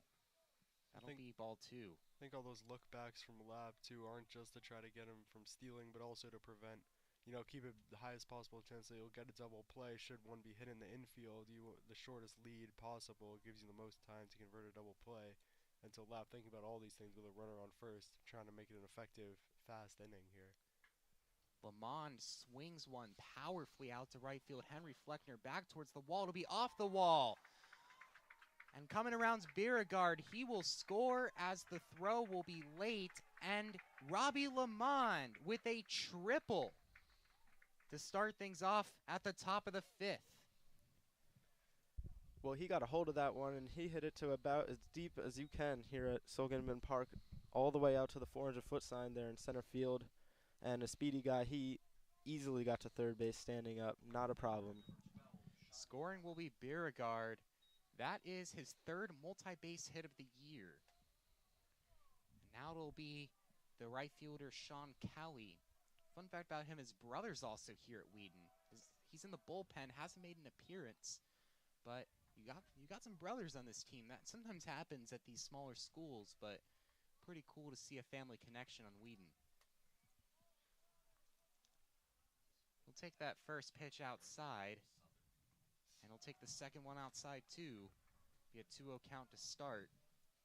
And Jacob Lab, no stranger to going long innings. In fact, he went full 9 versus Amherst last season, but here in the 5th, showing a little bit maybe of wear here on the arm. Obviously left one over the middle a little bit too much. That was capitalized on. And here too, maybe losing a little control, but that was a great pitch. That's his 53rd of the day, if anyone at home was wondering, as we now get to a 2-1 count with Sean Cowley, the right fielder, who so far has had a pretty solid year. Last year he put up some respectable numbers at the plate, 253, 375 on base percentage. Oh, interesting attempt at a fielder's choice, but kept him at third, was able to get the play at first. I thought there was going to be a little interesting bit of a rundown with Robbie Lamond at third to try to distract him and let Cowley reach, but he realized that it was going to be a bad idea to try that and flipped it quickly over to Smith to get him out. It's tempting as a runner on third base to just make any move you can to get that run in, but a ground ball to the third baseman, you're really not going anywhere, so good job getting back. Score that a 5-3 in the scorebook as the strike comes in here for Wensley.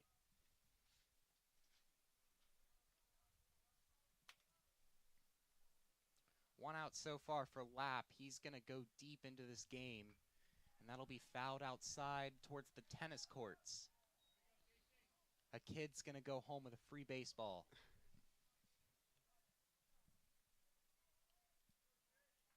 And it'll be quickly an 0-2 hole for Wensley.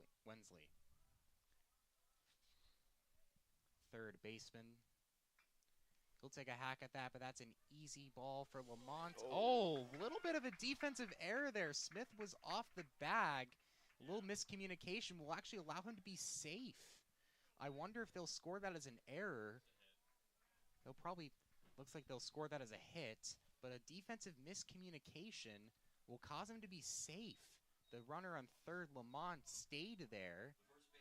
A little bit of a defensive miscommunication caused him to reach base safely. So now you have runners at the corners for the cleanup hitter, Wagner. And for Tufts, you're hoping that Lapp will get out of this inning and maybe go a couple more. You mentioned they want him to go long here today. 2 more games coming up Tuesday and Wednesday. They're going to Providence to play Johnson and Wales. Then at home versus MIT. You want to save probably as much of the bullpen as you can for those. And Lapp, somebody no stranger to going long innings, they're going to want to keep him in here. Exactly. Now at the plate is going to be the cleanup hitter, first baseman Timmy Wagner. Started all 38 games he appeared in last year and was one of the best hitters on this team last year. Had a 343 average last year. That was good for second on the team. First one was a senior who's now left the team, so he's now the best hitter that's still remaining on the team. So far this year, before coming in, was 3 for 13 with 5 walks. Great plate discipline. Has only struck out once so far this year. He wanted that one, but that one will come off the bat high, and that one will go into Cousins' parking lot. Timmy Wagner also saw some time as a pitcher last year. Took the mound in a couple games for the Lions. Excuse me, that was in 2022. I'm not sure about the more recent seasons. So far, Wagner is 1 for 2 with a single earlier in the 4th. But you got some pretty appetizing runners here on first and third. You want to bring one of those home. Just like that pizza out to the left corner. You know, Zach, I was going to say the exact same thing. Wagner lifts one deep into left field. Back at the wall. See you later. Wagner will grab a home run, and that will be his first of the year. And Wheaton quickly ties up this game 3-all. Pollock's second homer of the year. The second of the year. He had 5 last year at 143 at-bats. He's a power hitter through and through. And that is a huge shot by Timmy Wagner. Lap just leaving it over the middle again. And I think we're starting to see that control falter a little bit. And there's the thing, one swing of the bat for Wagner, he can uncork this game in a totally different way. Yeah, and apologies to everyone at home for me peeking my microphone. I've turned down my gain. Fly ball for Cormac. In foul territory, great play there by Caden Abraham to grab that out there in foul territory. But what a shot there by Wagner. Wow. Got a hold of that one. Yeah, you could tell right off the bat, making such a loud noise, going right over past the 370-foot sign. Wasn't quite a no-doubter, but still a big hit. Now it'll be the left fielder Kevin Matos who made that excellent defensive play earlier, trying to keep the scoring going. I apologize, they put it up as 4-0 Wheaton. I only saw 2 runners on base. I think it's 3-0. Unless I was missing something and there was a ghost runner in second that I didn't make out. Oh, they already scored a run before this. It's now 4-3. Apologies, everyone at home. I cannot count. We never claimed that math was our strong suit here on JumboCast. Exactly. Great pitch and a great frame job there by Connor Brella. A little bit on the inside there, but ump saw it right there on the black.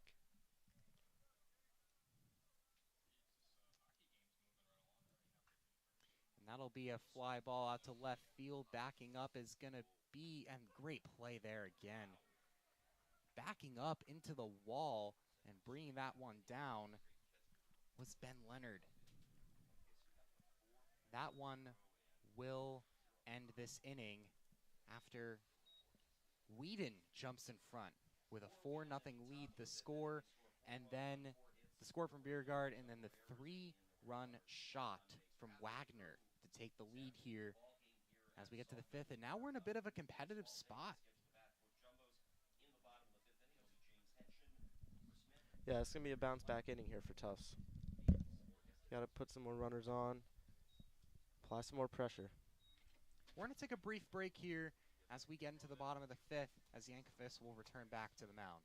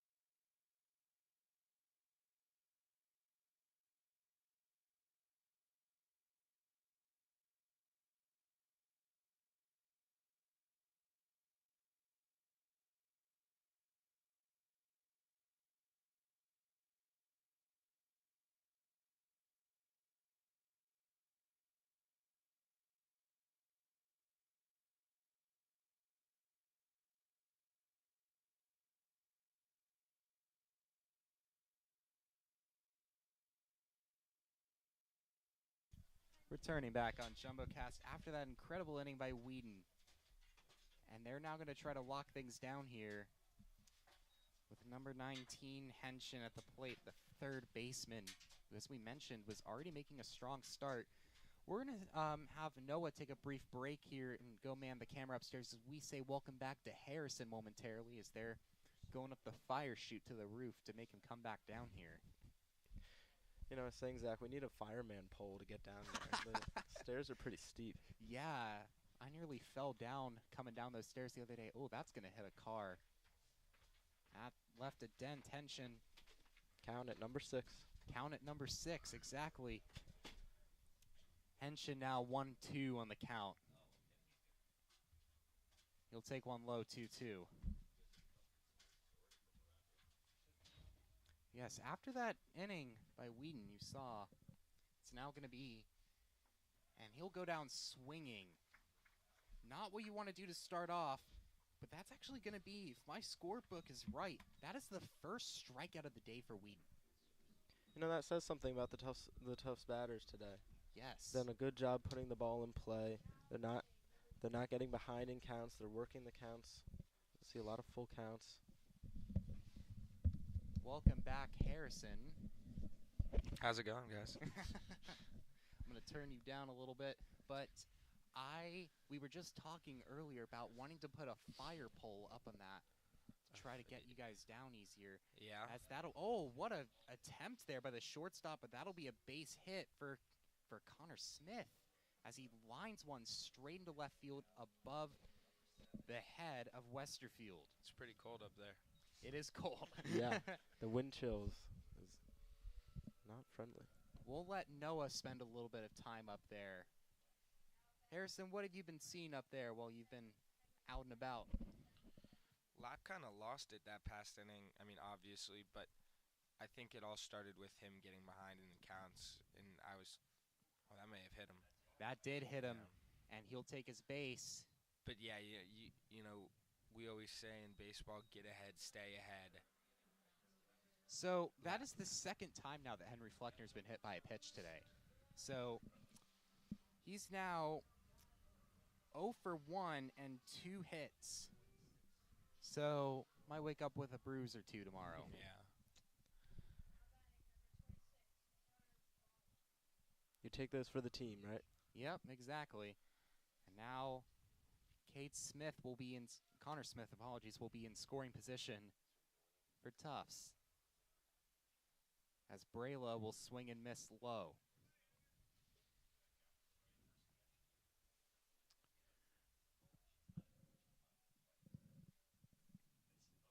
Brayla, the catcher, has been playing that role since Whitfield went down. And he'll line one to the third base double play ball. And looks like he got it in time, and that'll end the inning very quickly as Connor Brayla will ground into a double play to end that quickly for the Bows. Still 4-3. What do the Bows need to do here for the rest of the day to kind of make sure they can come back and have a chance later in this game? Keep putting the ball in play. Good things will happen if you keep putting the ball in play. Offensively, as far as defense goes, I mean, the Lions kind of just got to lap there, and I'm going to say it again, you got to get ahead with the fastball so you can go to work with your off speed. And speaking of that, we're now going to have a pitching change out of the bullpen. It'll be number 33, Hunter Baindorf, a grad student. And you know me, if you've been on broadcast, I love my Colorado boys. We got one on the mound right now from Lone Tree, Colorado. Valor Christian alum, where Christian McCaffrey, Wyndham Clark, other awesome athletes went to school. And you can tell he's got velocity. And he's going to shut it down right here. I'm confident my Colorado boys on the mound. Last year, appeared in 12 games, 3.32 ERA, started one game, had 8 Ks in 19 innings pitched. Was on the baseball and golf teams at Valor Christian, as this will be his first appearance this year for the Bows. Bit of a sidewinder you can see if you can pick that up on your guys' screens. Yep. He'll kind of drop down to that little 3/4 arm slot. Bit unique for the batters. Give him a little bit more trouble picking up the ball out of the hand, especially for the righties. I'd imagine that his guy's going to live with a two-seam fastball running on the inside corner and that slider, which he'll he wants to run into the outer half. That's usually what these sidewinders do. He's going to showcase his changeup here. So three-pitch mix. He'll use that changeup much more against lefties, but he wants to run the ball in on righties. It's going to be hard for them to pick it up, try and jam him.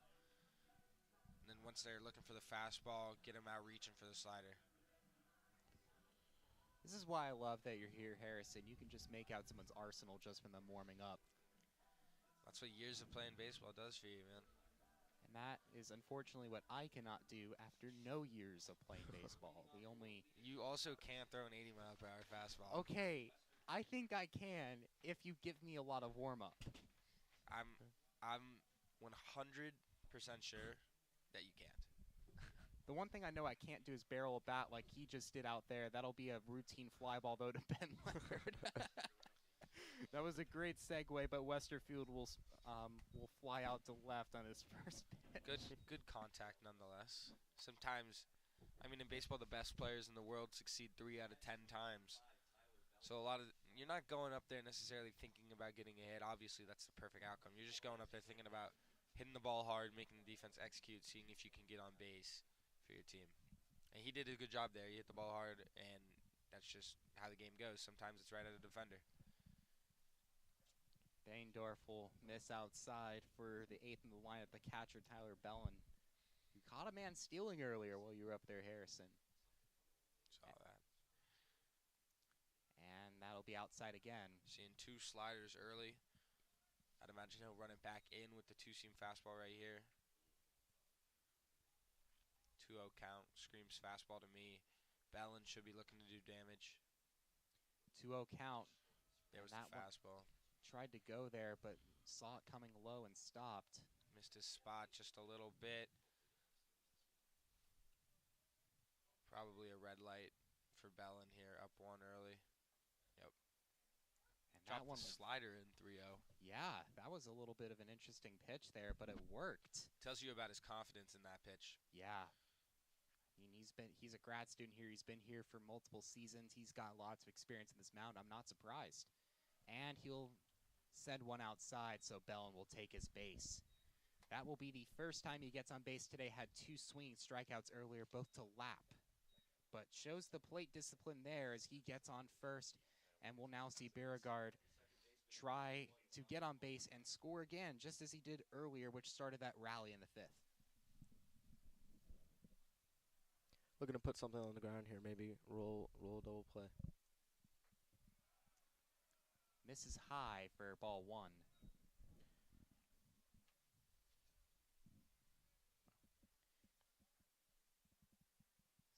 Beindorf looks to get things under control here, get a double play, get out of this.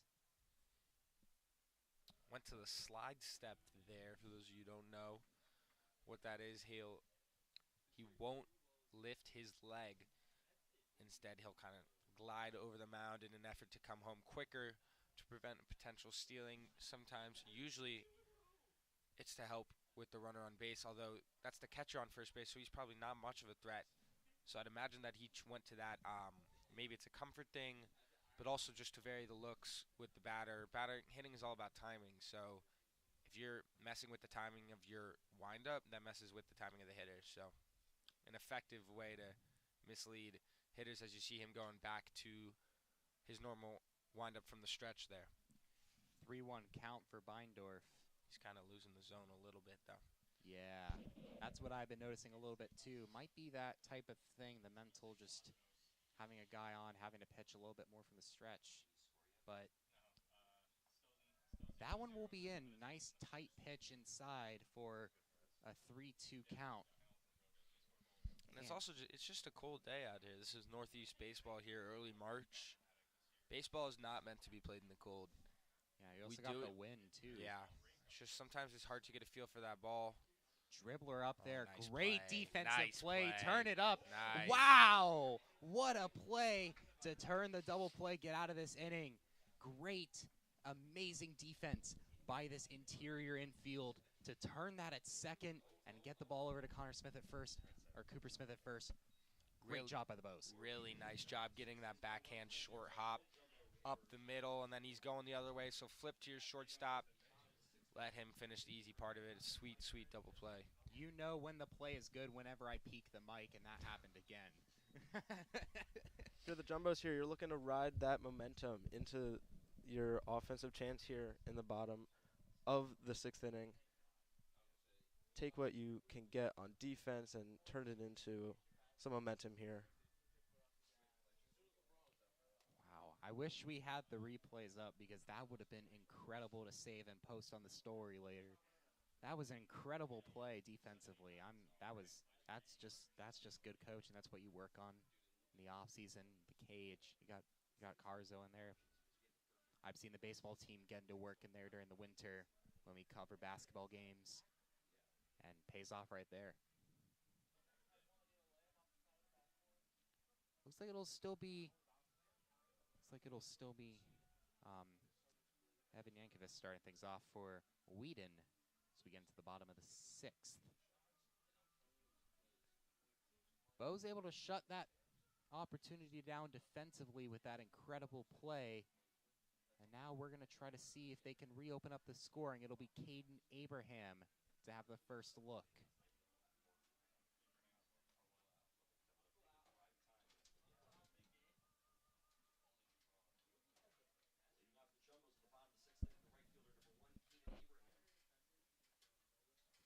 Caden Abraham from Los Angeles, California.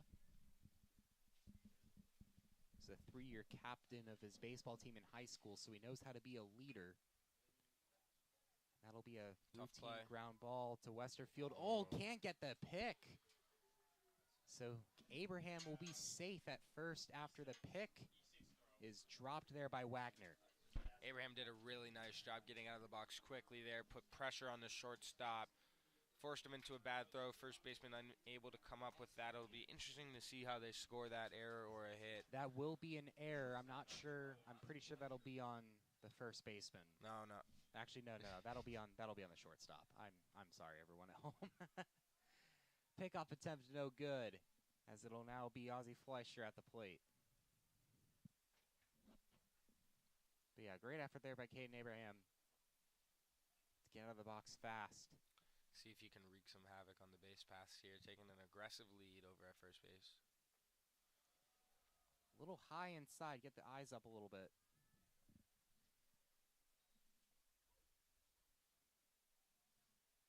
And that will be scored as an error on the shortstop, Westerfield.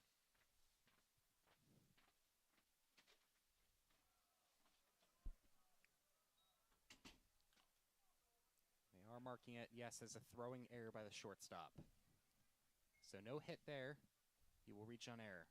It's a bit of a tough score, I'd say.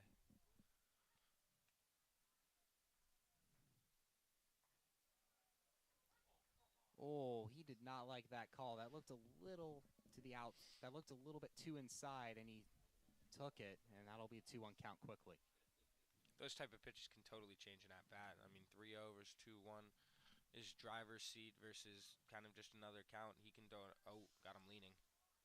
Oh, nearly picked him off there. A little close, but Abraham was able to jump quickly onto that bag. Yeah, I mean, 2-1 count. Here the pitcher can go off-speed or fastball. The batter can't really focus in on one pitch coming, whereas in a 3-0 or a 3-1 count, you really know you have a pretty good idea of what's coming and kind of lock yourself in on that. Fleischer, a huge reason behind that defensive play earlier. And we'll now try to keep getting some more. We'll try to get Caden Abraham into scoring position here.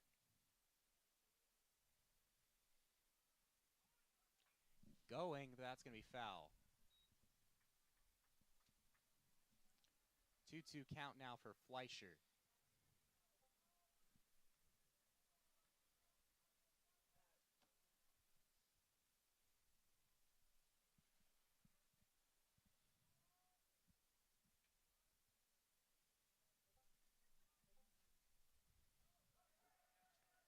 That'll be a passed ball. Caden Abraham will take second.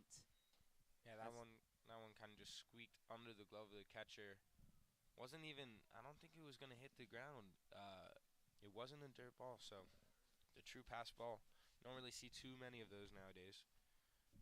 So now on second through a throwing error and a passed ball. So now you got a runner in scoring position from 2 defensive errors.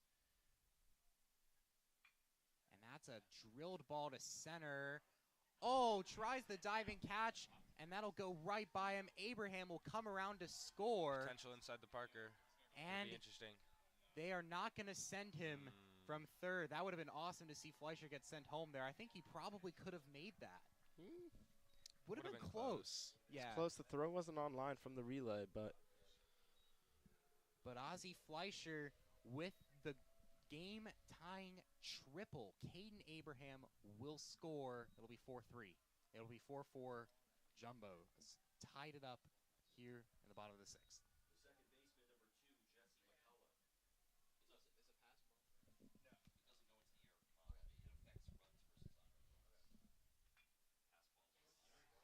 That'll be an unearned run. Fleischer now scores, and the Bows will take a 5-4 lead off of the RBI single from McCulloch.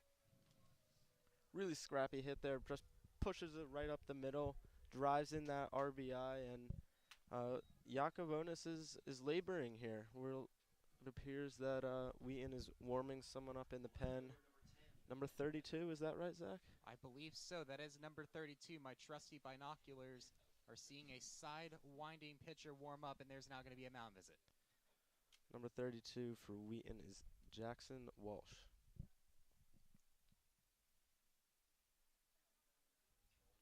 Jackson Walsh is one of the seniors. He's one of the more reliable bullpen arms. So we'll see him come. I noted in my prep, he seems more statistically to be a contact pitcher. So it'll be interesting to see how the defense holds up if he comes in. Yeah, he's had one appearance so far this season. Not a favorable appearance though. He did not record an out and let up 2 hits. Gave up 3 runs, 1 earned run. And it looks like they're going to call him out here. Yep, so that'll be the end of the day here for Yakovonis. Yakovonis will end off of 22 pitches and will, after 1.1 innings of work, 1 earned run, 1 strikeout, will be his final line today. It'll now be Jordan Walsh. Will now be Jackson Walsh. Sorry, I confused him with the Celtics player. I saw Jay Walsh on my screen and I accidentally said the wrong one. Apologies to everyone. And the Celtics had a good night last night, didn't they? They did. They beat the Lakers, and my Nuggets are now second in the West. So There you go. I'll gladly take that. Thank you, Celtics. But it'll now be Jackson Walsh, the senior, who has moved from being a starter into the pen. Looking to reduce the damage here as the Jumbos now ahead 5-4. And now the lineup will restart for the 3rd time in this 6th of the inning. I just realized I put my score in the wrong column, and I'm mad because I don't want to rewrite it. Anyways, should be exciting to see Ben Leonard, who has already been so hot this year, come back up to the plate here to challenge Jackson Walsh on the mound. Walsh, another sidewinder. I'd imagine he'll have a similar repertoire to the Tufts pitcher we just saw on the mound. Try and run the 2-seam in on the hands. The lefties are always interesting challenges for a righty sidewinder. Not really a favorable matchup for the pitcher.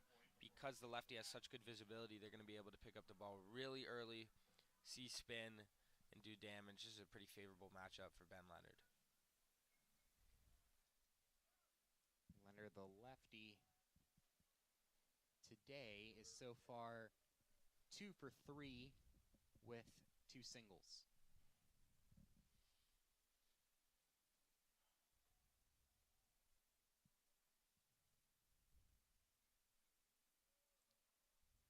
McCulloch looked like he was going to try to go there, but steps back quickly after the ball low to Bellin, 1-0.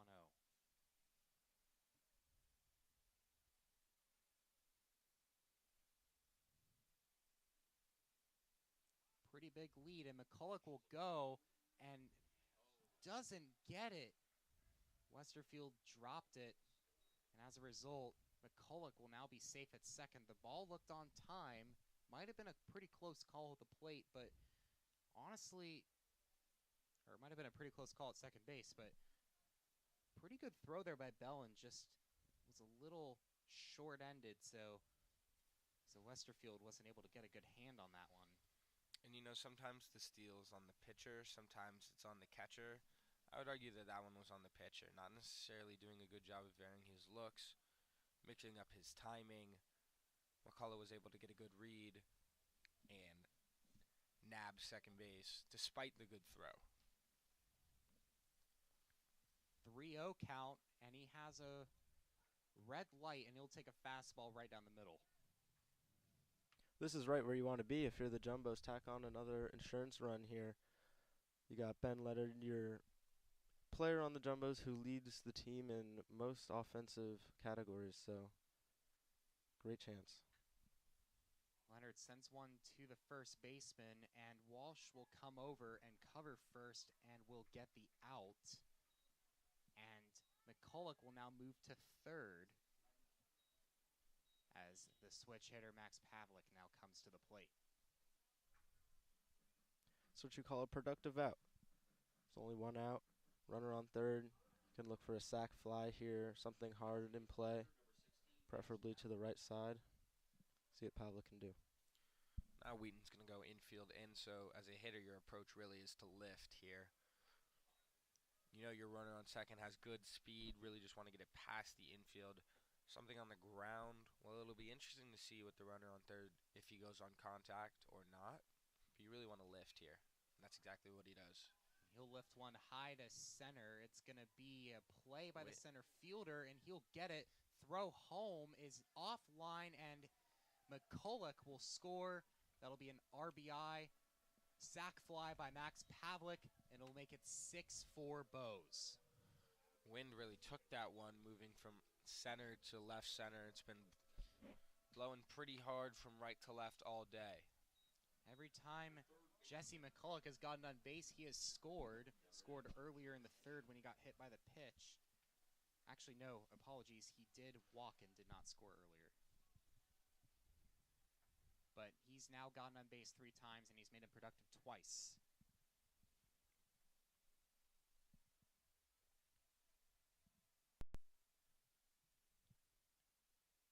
And it'll now be the third baseman, Henshin, now up at the plate, is the only Tufts batter to fall victim to a strikeout so far today. As we mentioned earlier, James Henshin is a freshman, one of the only ones in the starting lineup. Before this was 4 for 15 with 3 RBIs. Had a good day during that doubleheader. In that huge, big rout that happened yesterday in Game 1. Looking to continue that today, as he'll send a grounder to Westerfield. Throw to Wagner is in time, and that'll end the inning. Reducing the damage as much as they can, but still not enough for the Bows as they take a 6-4 lead over Wheaton. We'll go ahead and take a brief break here. We'll be right back here in JumboCast shortly.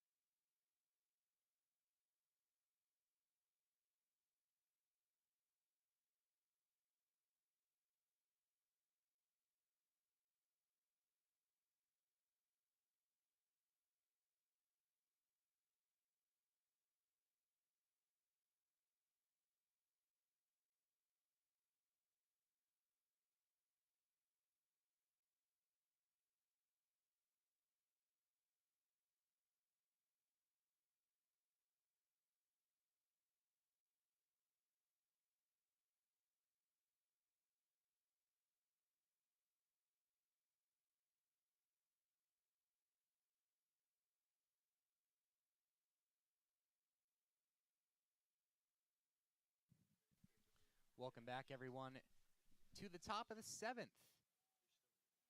As Oh, can't make the defensive play out in right field, Caden Abraham, and that will be a leadoff double to get things started for Wheaton as Sean Cowley gets into second. Actually, apologies there, that was Lamont. I marked the wrong thing on my scorecard. Again. Sometimes this is the death of me, Harrison. I just mark the wrong column and it gets me. Dude, scoring's a lost art. Yeah, I know. I've been telling people this. And it's not particularly easy to do either way. Not in the sense that, like, writing everything down is hard, but just staying consistent with it for a whole 9. Sometimes these baseball games extend over long periods of time. Exactly. I apologize to everyone at home. That was Lamond that scored on the double, that led off with a double, not Cowley. As I mentioned earlier, wrong column on the scorecard. Were you the type of kid to bring a scorer's book to the table or to a game when you used to go to baseball games back in the day? Not back in the day, but I sometimes bring a scorebook to Fenway. Yeah. I always used to bring I think I scored over 100 Yankees games one season when I was probably around 10 or 11. That was some Man. lot of time watching Yankees baseball that year. Yeah, I was probably playing Minecraft in my mom's basement when I was 10 years old, so different childhood.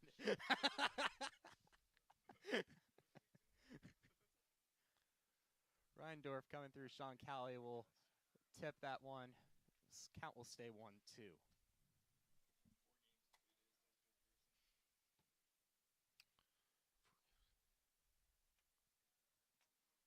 Sun's starting to peek through the window, and I'm now getting blind. But that might be impactful for the hitters, though. Probably won't be. Sorry. Sean Cowley pops one up towards left. Fleischer will call that one, and he'll get that one for an easy out. Runner will stay on second as Cowley will pop up to the 6.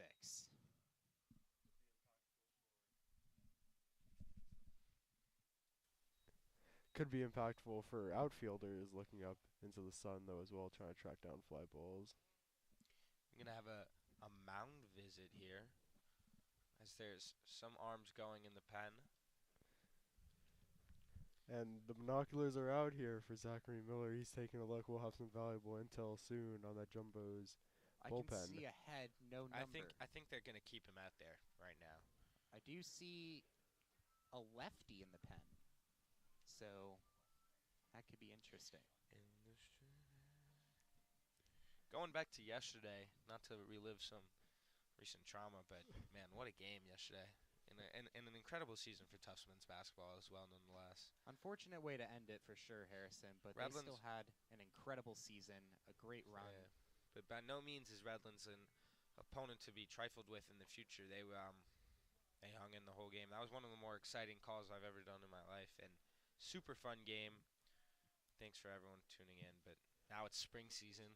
Baseball, softball, a little bit of track. Both lacrosse teams also in action yesterday. Spring sports are in full season here at Tufts. Great and jumbo we're programs excited to get going all over the board. as the weather continues to warm up. Line drive into left field. That'll be Wensley on that, and that'll be Lamond staying at third. Runners at the corners now. Wensley continues to hit.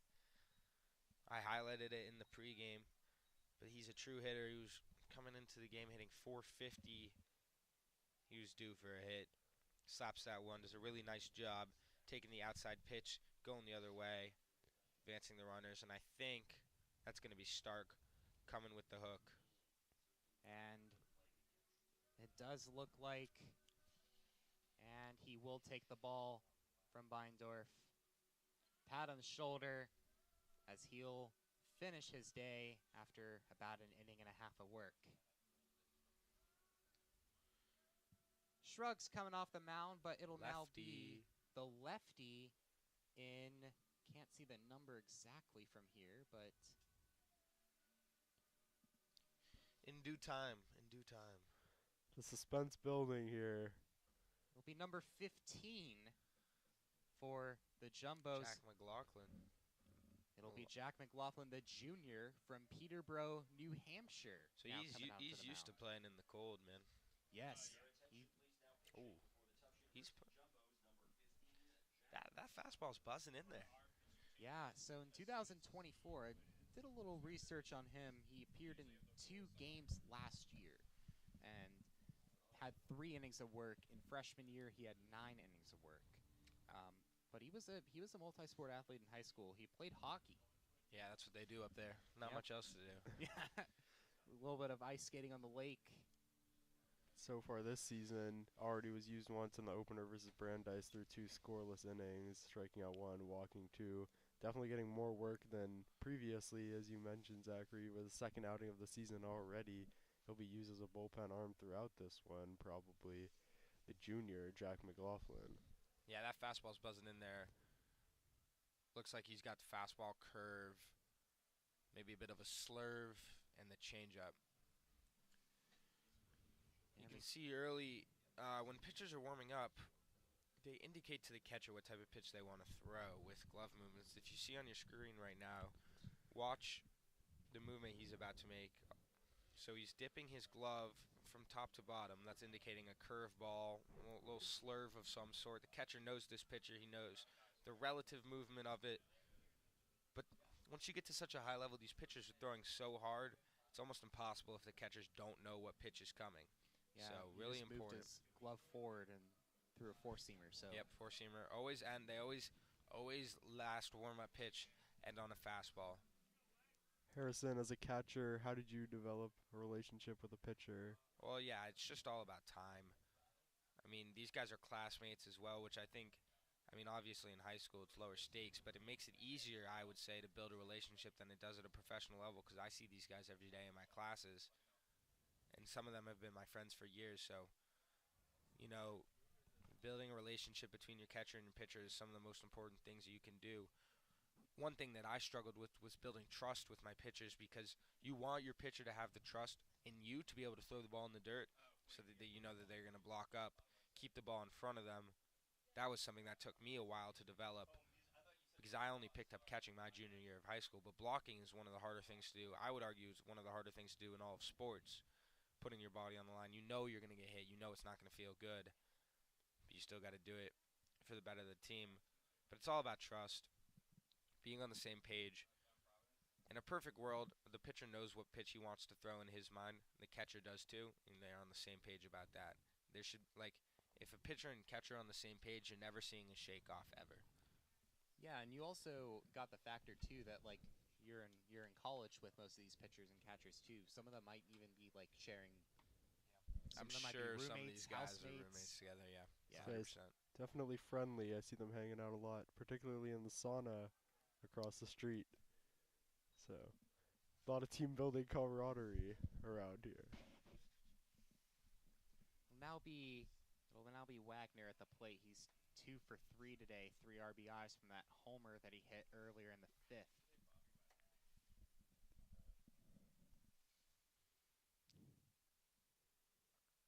Ooh, Yeah, a that little fastball's high. buzzing in there.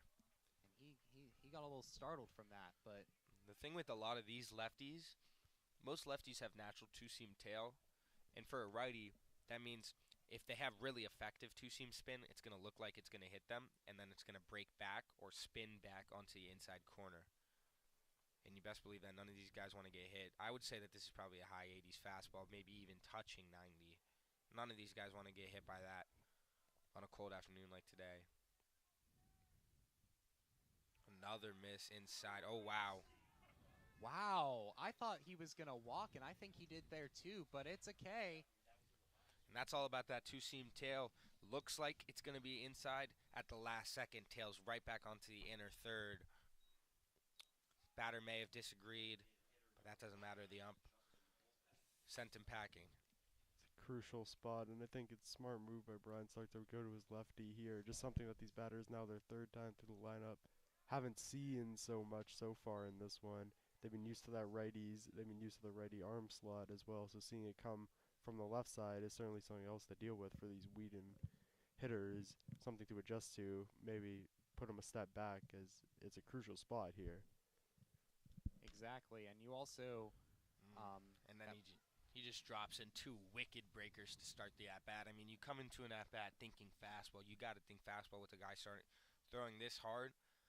And then he drops 2 wicked slurs that are going to look like they're going to be balls, 2 balls off the plate, and come back over the middle.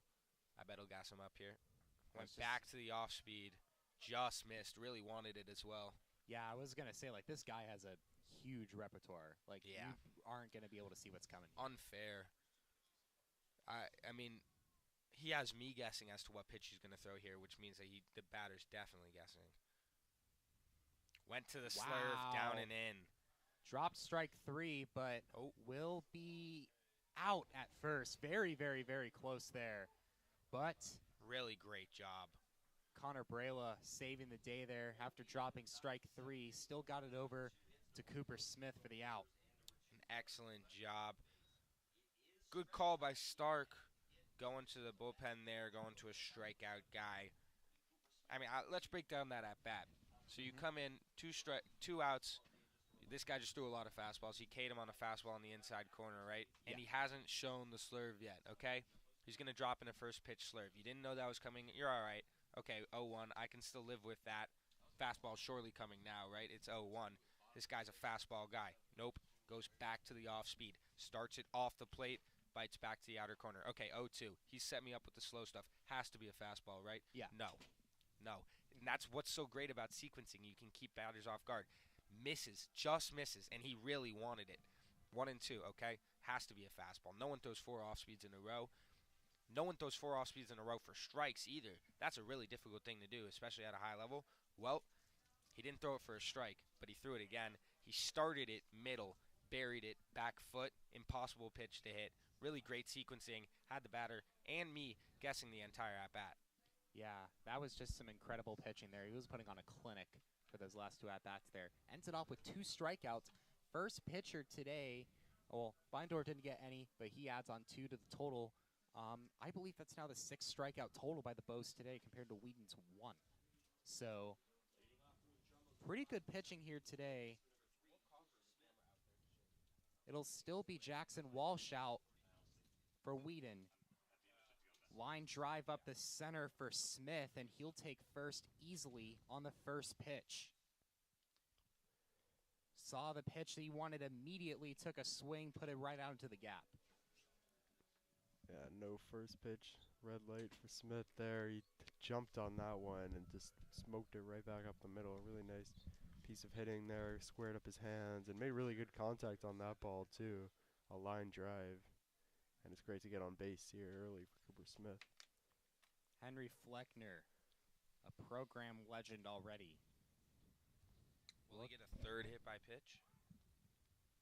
I was going to say, he's already been hit twice. I would just, I'm sure someone's been hit by a pitch 3 times in a game.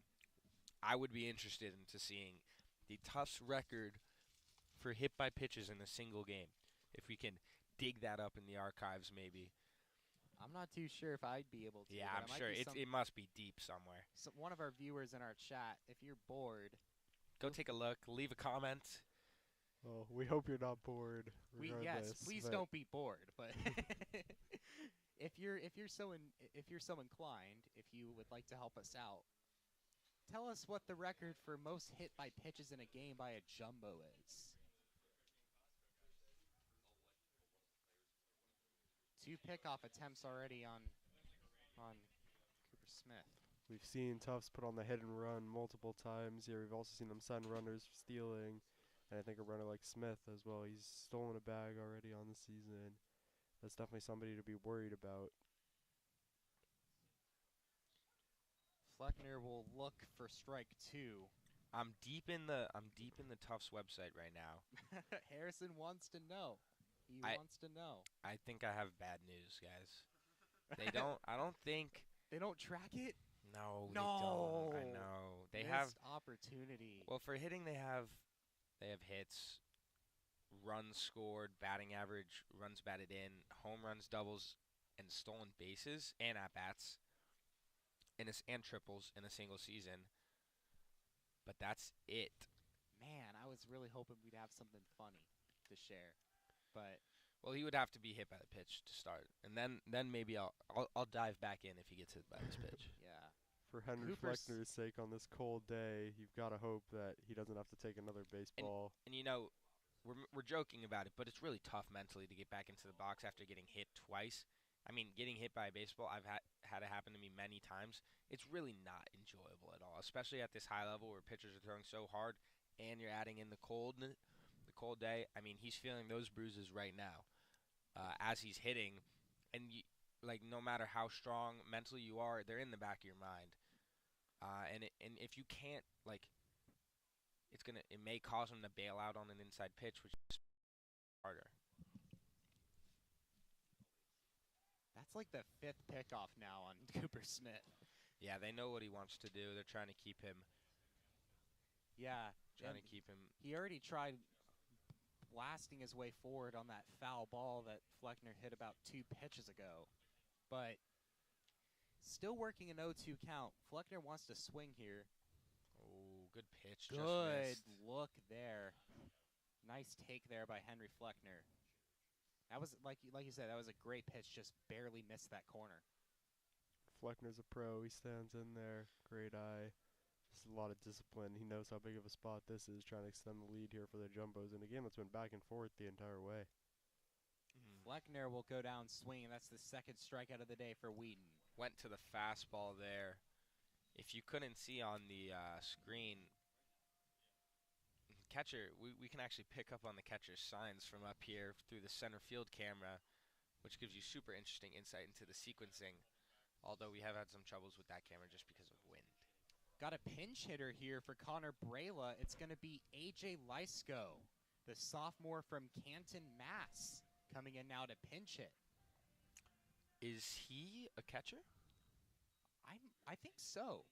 Must be, or else he's just coming in to pinch hit, and then they'll bring in another catcher after that. They have a ton of catchers in their freshman class, so I wouldn't be surprised. Don't I know it? Yes, I mean, in a perfect world, I'm not up here. I'm down there on the field. But too many catchers, man. Yeah, I was looking through the roster, and I counted all of the people wearing 40, 50, all of them were catchers. Yep. Really strong recruiting class this year. Obviously highlighted by Henshin. But every year Tufts does a really good job. And this is Stark's first year recruiting. But every year Tufts does a really good job of bringing in some of the best talent from across the country, sometimes across the world. Tufts a really sought-out university with an elite baseball program. A.J. Lysko is listed as an infielder and outfielder on the roster, so it looks like he's sort of utility man, but I'm not sure if he plays catcher. Yeah, you don't see a lot of lefty swinging catchers. That would mean that he would have to swing left, obviously throw righty. So I'd imagine that we'll see another substitute for him after this at-bat. Imagine this is probably just for the matchup here, but... Yeah, always a tough matchup for the righties to go right on right with those sidewinders. I said earlier, with the tough visibility, much easier for a lefty to pick the ball up out of the hand, C-spin, and try and do damage. Lysko took 2 at-bats yesterday, won in both games as a pinch hitter, reached base in the 2nd game with a base hit, and stole a bag, so dangerous all over the place. Has some power, too. Had 2 homers and 24 at-bats last year as well, and 5 RBI, so he is capable of hitting in the clutch. So we'll see what happens here. This seems to be a specialty. You got a runner on, 3-1 count. You want to solidify this lead, add some insurance runs. Big pitch here. Lysko sends one, but that's going to be a pop fly to the third baseman. Collision! Oh. And that's going to drop. That's going to be an error on both of them. Wow. That spelled trouble from the start. Miscommunication by the shortstop and the third baseman. So what happened there is that's a ball directly behind the third baseman's head. And initially you might think that that's the third baseman's ball, but really that's an easier play for the shortstop. And that's tricky. You work on those in practice because the shortstop has a long way to go, so they're going to be calling him off late. And at a certain point, the third baseman feels that they're camped under the ball. They have the best chance to make the play. But the shortstop has precedence, so if they call it off, the third baseman should get out of the way. So I'd have to imagine that happened because of a miscommunication or the third baseman not getting out of the way in time They're going to score that as an error on the shortstop Westerfield. That'll be his second error today. I think that's the right call. That'll be his second defensive error today. Had one earlier in a throwing error to first. Could also be that Westerfield didn't call him off until too late. Hard to say, but a difficult play all around. We call those the in-betweener, the Texas leaguers that tend to drop, give trouble to the infielders who have to range back. Fly balls are always easier for outfielders. Coming in on the ball is much easier than coming out, but the left fielder had no chance on that one. I mean, I played some coach pitch when I was little, and that was one of the things we always had to work on with our coaches. Like, literally the first thing that we did was work on calling off people, being like, I got it, and respecting that. Yeah. So, I mean, something that makes baseball a special game is how the fundamentals really are what you need to. Like, you stick to the fundamentals, you're going to have a really sound baseball team. But that's the thing about them. They're not easy at all. That's a really difficult play that not many teams are making, especially this early in the season. Passed ball here, and that'll move Connor Smith to third. Yeah, that may be a wild pitch. Yeah, that one might get scored as a wild pitch, but that one moved Lisco to second and Cooper Smith to third. So now you have two runners in scoring position for Caden Abraham, who is 0 for 3 today. That one will be scored as a wild pitch.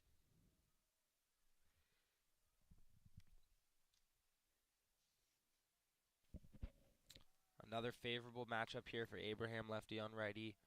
Your job here, you see infield in, you got to lift the ball. Exactly. He already has, I believe, an RBI from a sac fly earlier today. Yep. So, do it again. Wants to do it again. Full count for Abraham here. I imagine he's going to get the green. He does. Nice. Great piece of play through the gap. That will score Cooper Smith and AJ Lesko.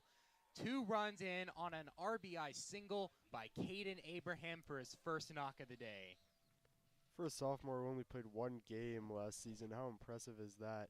This has just been, he only had 3 at-bats coming into this season. Of course, a big hit, coming into this game, he only had 3 at-bats. A big hit in the first Eastern Connecticut game yesterday. But here, coming in 0 for 3, obviously he did have an RBI, not totally unsuccessful, but they're able to stand in, 3-2 count, and just attack that ball, put it right back where it came from. Really impressive ball there by Caden Abraham, just to square it up. Jackson Walsh done for the day. It's going to be Joe Mulhern, the senior from Taunton, Mass, coming out to take over for the rest of the inning.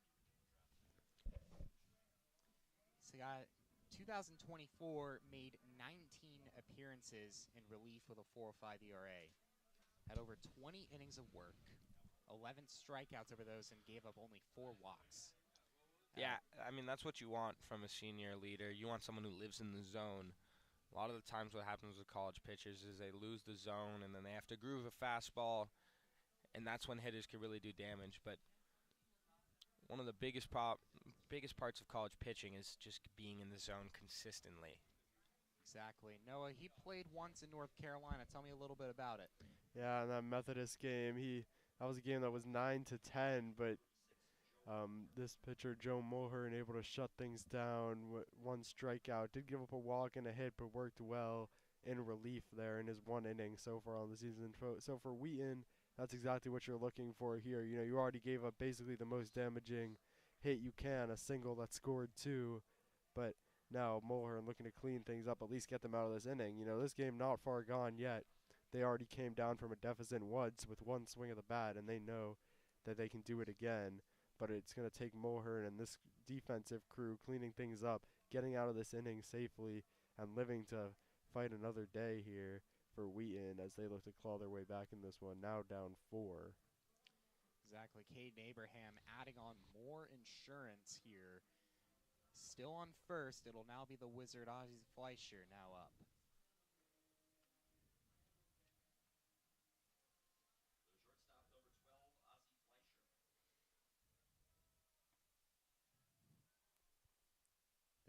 Defensive man himself, who's batting 8th today, which is the spot that he's had for the past few years.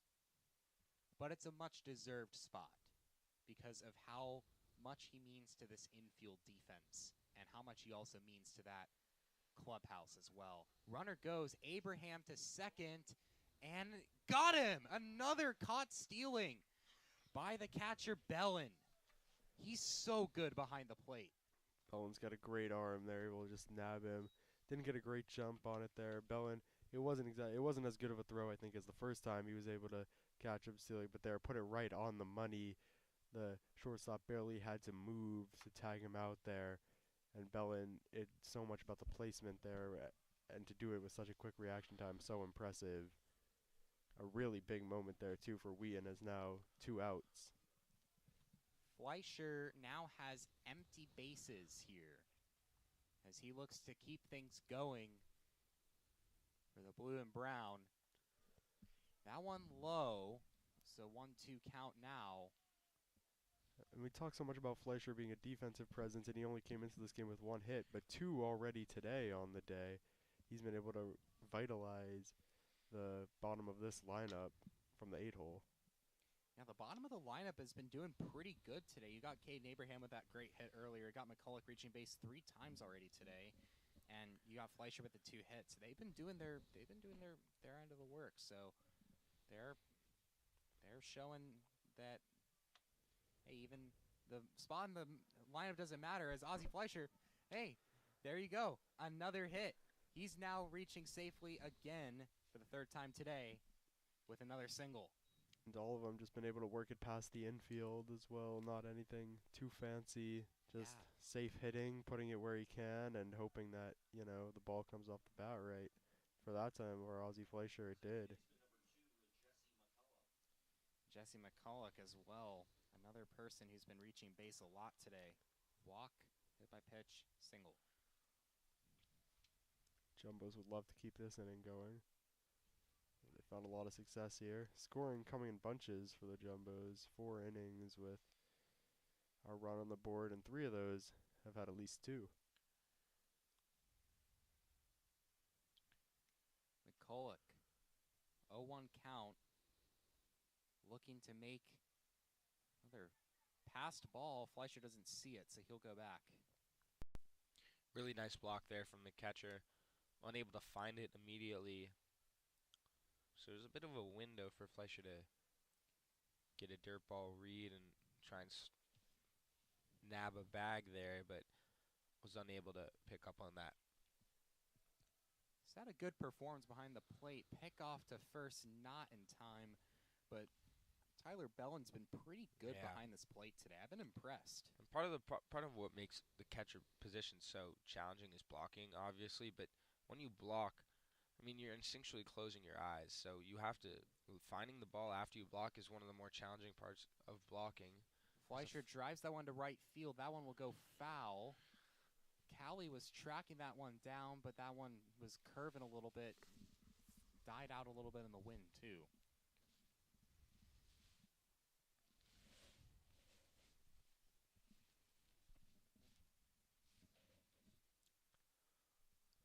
McCulloch on the 1-2 count, looking to keep this alive, keep expending this bullpen, get some more insurance.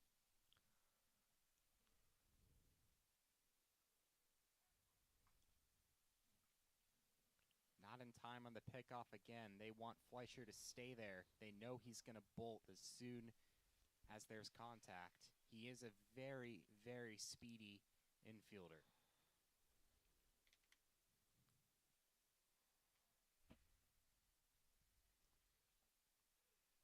Oh, wow. Strike 3 in the top corner. That came down. I thought that was going to be outside, but what a pitch. Good pitch by Mulhern. Just caught the outside black there up in the top corner, and not much that McCulloch could do about it. Mulhern doing exactly what this team was looking for him, cleaning up this inning, one that was not exactly straightforward for Wheaton, but Mulhern got him out of it. Now these bats have been waiting a long time to get back up here. That was a pretty long half inning here. We'll see what Wheaton can do. That was the first time today I've drawn a backwards K. That's honestly pretty impressive. New catcher subbed in for the game. Nick Banner, number 49. Ooh, that might be one of the freshmen. It is. Freshman from Palm Beach Gardens, Florida. He's an economics major and did make an appearance at catch, a pretty similar situation. After Lisco was pinch hit, he came in, and then when that game went on long, he went 0 for 3 at the dish. So still looking for his first collegiate hit, but the freshman now standing in. It's good for Brian Stark as well to get this freshman some experience behind the plate. You know, he hasn't exactly had the results he's looking for at the dish yet, but from behind, you know, so important to just deal with these different situations, so much adversity you have to deal with as a catcher. Of course, he's done it at the high school level, plenty of it coming into this program, getting some game time experience, especially on consecutive days and back-to-back games. I think a really positive thing for a freshman trying to find his way into the squad here.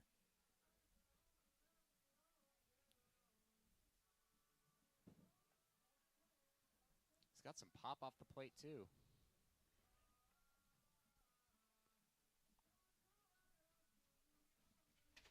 Harrison, what's your pop time look like when you're behind the dish at club baseball?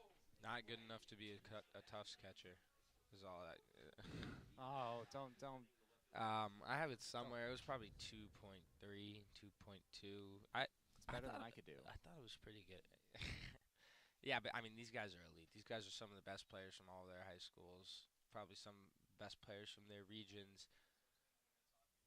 And yeah, I mean, really high-level high school players, and I'm sure that that's going to translate. Went to the netting. Matos looking for his first hit of the day so far is 0 for 3 with a sac bunt. To advance runners. Kevin Matos, who hit a home run in his collegiate debut game back in 2022. Good work there by Vanner to deal with that one. Almost got away from him. Nearly rebounded straight back to the pitcher up that block. Which, I suppose if you're a catcher, that's the way you would rather it go than towards the backstop. Nobody on base here, so not like it matters too much, but I have a 2.03 pop time. That's not bad. I think sub 1.9 in game is really what you want to be a collegiate baseball player. Is this an MLB like 1.4, 1.5? I'm not exactly sure, but it's up there. Yeah.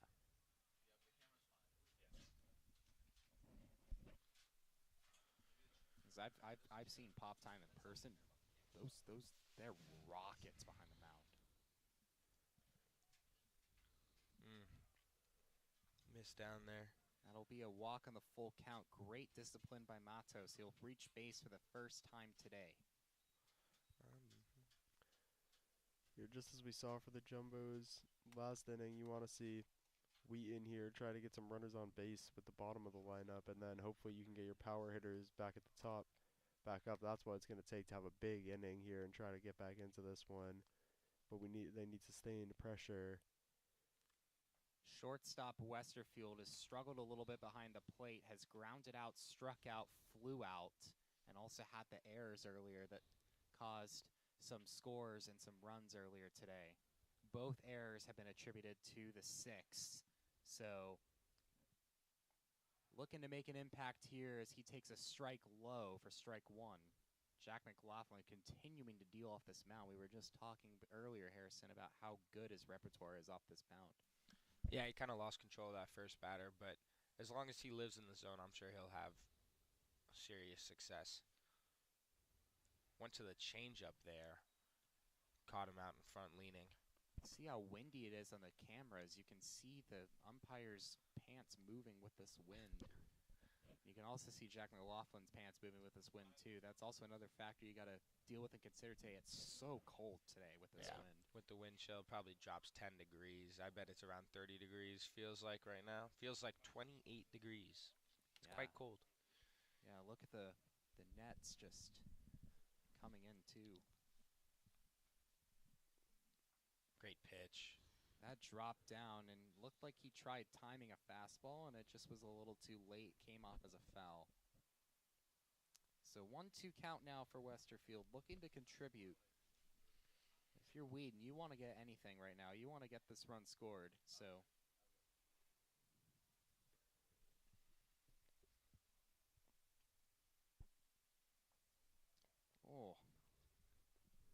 almost hit him there. Did a really good job, Westerfield did, of staying in the box, not bailing out. Sometimes if you bail out on a pitch, the umpire will extend the zone a little bit.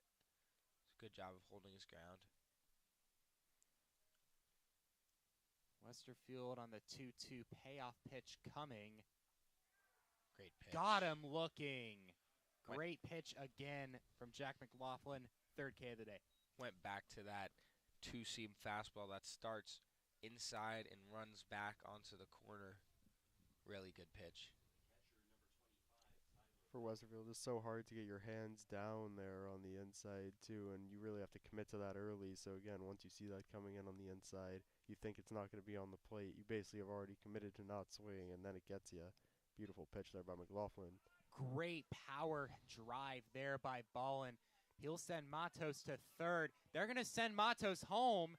Throw is not going to be in time at all, and Wheaton will get on the board here again. Now shrinking the lead down to 3, but as we said, the little things matter here. That was a great play there by Tyler Ballin. He'll take 2nd off of the RBI double. Yeah, really nice piece of hitting there, and then it was bobbled out in left field, which was what let the run score coming all the way around from first. Usually you don't see runners score from first unless the ball reaches the wall, but this time that ball was bobbled. Pitch inside to Beauregard, the 2nd baseman, for strike 1. Another great pitch there. He's been finding the inside of the zone with a lot of accuracy. You have to think that goes to this lefty on righty matchup too. Just so hard for those righties to time that one up. Beauregard wanted that one, took that high fastball for strike 2. Wanted to hack that one, get another line drive in like Tyler Ballin did, and score him as well. Like we said, the little things here. Outside for ball 1. It's definitely a big batter here for Wheaton. You know, if you get an out here, especially if you're not even able to advance the runner Bellin on 2nd too, that spells a lot of trouble for this inning. 2 outs, but if you're able to get him on base, get some pressure, you have a real chance. You know, then you're bringing up the tying run in this game to the plate, and so here, important to see how McLaughlin deals with Beauregard at the plate, knowing the magnitude of the situation. Beauregard 1 for 3 so far today with that earlier single. Now looking to make it 2 for 4. As the 2-2 pitch incoming from the New Hampshireite Jack McLaughlin. Not in there. I thought it was too. I was going to let him walk off the mound silently. That was a really, really close pitch there. I mean, I'm so hard to call there. And just didn't give him the benefit of the doubt on that one. That one could come back to hurt McLaughlin, though, depending on how this pitch goes. Full count to McLaughlin, low, and will take his base. Tying run up to the plate. Exactly, as you mentioned, and it's the one person you don't want up right now other than Wagner. It's Robbie Lamond. Yeah, we'll get a quick visit here from the pitching coach. Try and settle down his southpaw. Big at-bat coming up, though. Lamond so far is someone who has been able to get multi-base hits. Still looking for that first homer of the year. But he's the leadoff guy. He's usually able to hit in the clutch. And got to get some motivating words, maybe a scouting report here. Yeah, you know, I think the double play ball still in play here. Just gotta get out of this here. I think that is really what they're reminding of, Zach. You know, just stay within yourself. You know, he doesn't have to do anything too well. He's pitched really well so far, McLaughlin. Of course, he gave up a run this inning, one not entirely his own fault, but just, you know, they've told him this guy's dangerous. He's hurt us already today. He's hurt other teams so far this season. So, you know, don't give him anything he can really jump on. But this is an important out. So, you know, trust yourself, do your best stuff, and hope that it works out. I do see another lefty warming up in the pen for the Bows. Get back to you when I can with my binoculars. Outside ball 1. And I'm sure one of the things that the pitching coach was thinking about and maybe talking about is controlling the count here. You don't want to get an easy situation where Lamont can swing away. Ball one crucial there. That one also outside for ball two.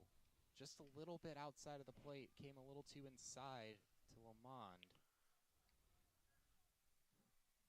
I just got kicked off the Wi-Fi. I hope the stream didn't also get kicked off the Wi-Fi. All right, awesome. We did not get kicked off the Wi-Fi. I have now confirmed with our facility staff to the right. 2-1 count after the foul ball. I mean, you can't blame me when I am a person that is directing with JumboCast a lot when I'm not behind the mic. I get a lot of PTSD from the internet going down. Especially when you're out there on Bello and it's freezing. Especially when it's a crucial spot here in the top of the 8th. Wheaton looking to do some damage here, a 3-1 count. Exactly. Line drive down the middle, base hit. Coming around to... Actually, they're going to hold everyone at second and third as it looked like Ben Leonard got a hold on that one pretty quickly. So it'll just be a single. But now the base is loaded. And Jack McLaughlin's just telling people, settle down, I got this. Sean Callie now with the go-ahead run at the plate.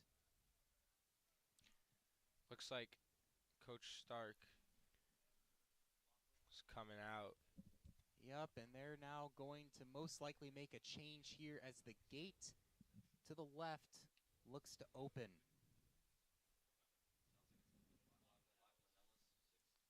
So McLaughlin will be done. Looks like it's going to be Lachlan Ellis. Number 16. Number 28, Lachlan Number 28, Ellis. my bad. Another southpaw. I believe he's a freshman. Yeah, he's a freshman. Seeing a freshman on freshman battery now, though. So Lachlan Ellis, I was doing prep, and in the Brandeis opener that we saw in JumboCast last week, he came out as the closer, got the save. So it looks like they're just going to use him in this really high leverage situation just to shut this down completely, get the last 2 outs, and probably see if he can go another inning, maybe kind of come in as a closer a little early, just shut this one down. Yeah, seems like he's a trusted arm early, which is, interesting to see for freshmen, especially, this early in the season to have that trust won. Really impressive, and that kind of speaks to the type of pitcher Stark thinks he could be. Exactly. You wanna guess what his ERA in high school was in his senior season, Harrison? If you don't have it up. We'll let Harrison guess because I'm looking at it. I'm going to say sub 2. It's way sub 2. Way sub 2. Sub actually. 1? Way sub 1. It was .16 in his Wow. senior 45 season. innings. 45 innings of work, had a .16 ERA.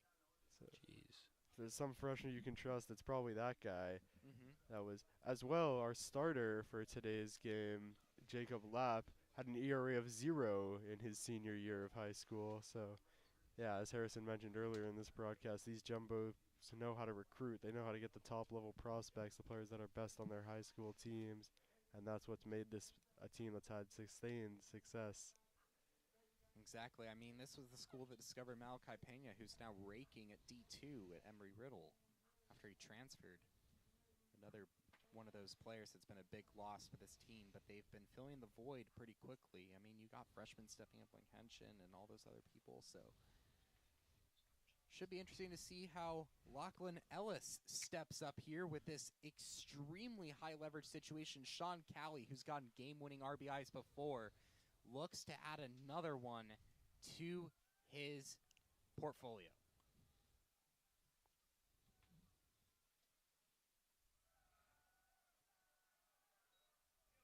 Got to be in the zone here coming out of the pen. Nowhere to put a runner. were just talking about the Nuggets earlier. They just lost to the Thunder, so we're now back to third. But oh well. Anyways, Lachlan Ellis, 1-0 count. Just an update for the Jumbos Nuggets fans watching at home. Just All probably 2 of you. all 2 of them. Probably myself and my mom.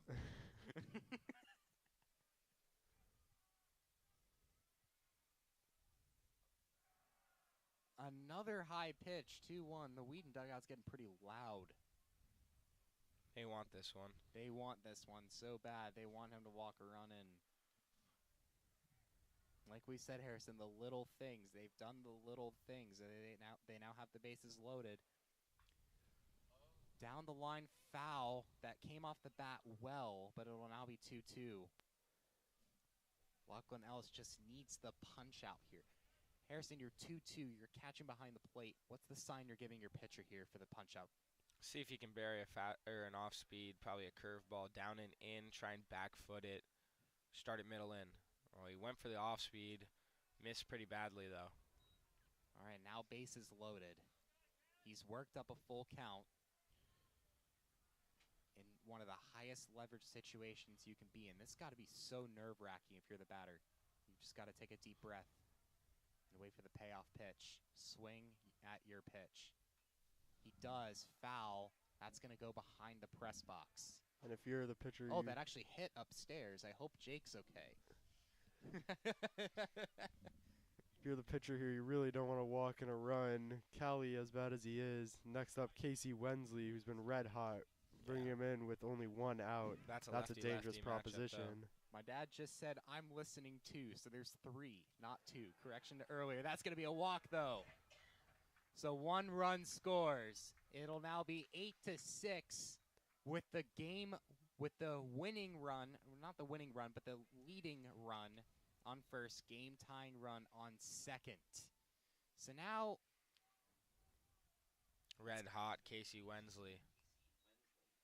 Wednesday's- Lefty on lefty matchup though. Yeah, that's what I was going to say. It's a lefty-on-lefty matchup. So he swings at the first pitch he sees, but that'll come back to the netting foul. So 0-1 to start things off. And if you're Ellis, you have to think about keeping it down here. You know, a ground ball is the ideal situation to try to turn to, but don't want to give him anything up where he can really hurt you. He's shown that he can in this game and in all games this season. Another high pitch. Ellis struggling a little bit early, but he's the type of person that can lock in. So he's hoping. And also, you got to consider the weather, too, is not that great today either. Not easy to come out of the pen as well. Oh, nearly hits him. It's now 2-1 pretty quickly. That last one that just missed the play was razor thin. This time, though, not so much. Backed him up off the plate here. We'll see where he goes now, though, because Wensley definitely thinking about that inside pitch that he just saw. Another pitch low. You now have another 3-1 count. And soon enough here, we could see this lead come down to 1 with the bases loaded. And you got someone in the hole who you don't want to face. Wagner, who already homered earlier today. Ooh. Strike 2, though. That was a nice fast pitch up there. Chased what was probably ball 4 there. Yeah, I think he might have thought that was going to be off speed again and timed it like that, but it was just a fastball upstairs. On 3-1, you know he was thinking swing, too. Try to do more than just draw a walk. Oh, nearly gets hit, but worked that at-bat up to a full count and managed to get on base. That'll score Beauregard. And now you have the tying run on third with Tommy Wagner now at the plate, and he already has a homer. The matchup is favorable. You wonder what Coach Stark is thinking, you know, about this. Obviously, he's leaving Ellis out there, but how are they planning on pitching to Wagner? And what can they do? Hasn't showed the best control so far. No one in the pen, so they're just going to leave him out there. I don't see anyone out there. I'd imagine some stirring will happen shortly. But yeah, it's a tough spot. And You got to come in and execute to your highest of your ability, and right now, Ellis is just missing. Pitch in outside again. He cannot hit He a wanted zone. that He call. wanted that. This strike zone just seems a little small right now.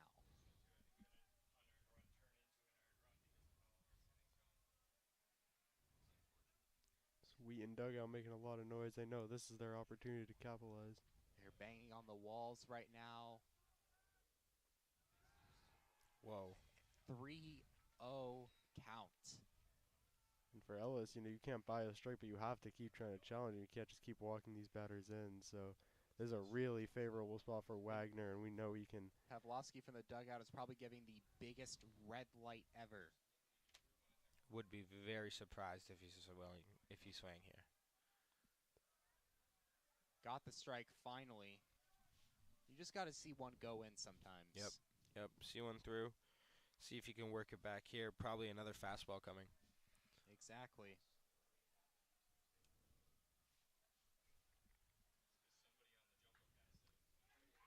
Oh, that gets by Henshin. That will score 1. 2 now in. Runner holds at third. 2 RBI double to take the lead, 9-8 for Wheaton at the top of the 8th. Damn. So you were up 8-4, and now you give up 5. That's got to be a little. That's got to be. And quite honestly, Ellis got the contact he wanted on that one. That was pretty much a dribbler down the line. I mean, it was hit pretty hard, but definitely something they could have dealt with. It was just the placement there, right down the left side third baseline that made it hard for Henshin to deal with. And Ellis, unfortunately, gives up a big hit in a huge spot, maybe the biggest of this game. And he's just struggling. And yep, now there's some stirring going on in the bullpen. Someone's getting very quickly warmed up.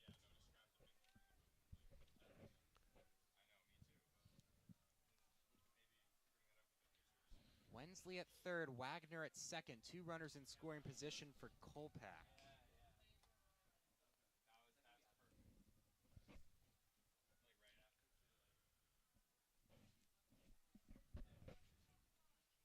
This guy can hit for power, but hasn't really done so this year. Still 2 ducks on the pond for Wheaton, still trying to do more damage as Ellis really can't find the zone at all. 3-0 count now. I think this weather's taken a toll. Because the Brandeis game, there wasn't really a lot of wind. It was pretty warm outside that day, and he was able to lock it down. But right now, it's like feels like 25 degrees outside. The wind's blowing in your face. And that's going to walk another batter. Bases loaded again. And I'm looking. I just saw a shake of the cap. Someone's going to the bullpen door. So they're now going to, pitcher and catcher at least for now, going to talk. They're going to do I think what's going on here is they signaled to the bullpen. They communicated that he's not ready just yet. And now what's going to happen is they're going to go do a brief mound visit, try and buy the pitcher warming up a little bit more time. And right when the catcher goes back to home plate, I'd imagine Stark will come out. So I imagine we're going to definitely see a change here. Coming out of the pen. It is going to be a righty. Maybe he's going to stick with Ellis for a little bit longer. You do have a lefty coming up right now. Yeah, I do agree. That matchup probably would be a bit more favorable. It's Matos who got on earlier in this inning. Got to do even more damage this time around. Bases backloaded, still only 1 out. So I'm pretty sure I see the number 47 in the bullpen, which would mean that would be Reese Shannon, a freshman, coming out. Ellis is losing it here. Missed up and in with the fastball a couple times consecutively now.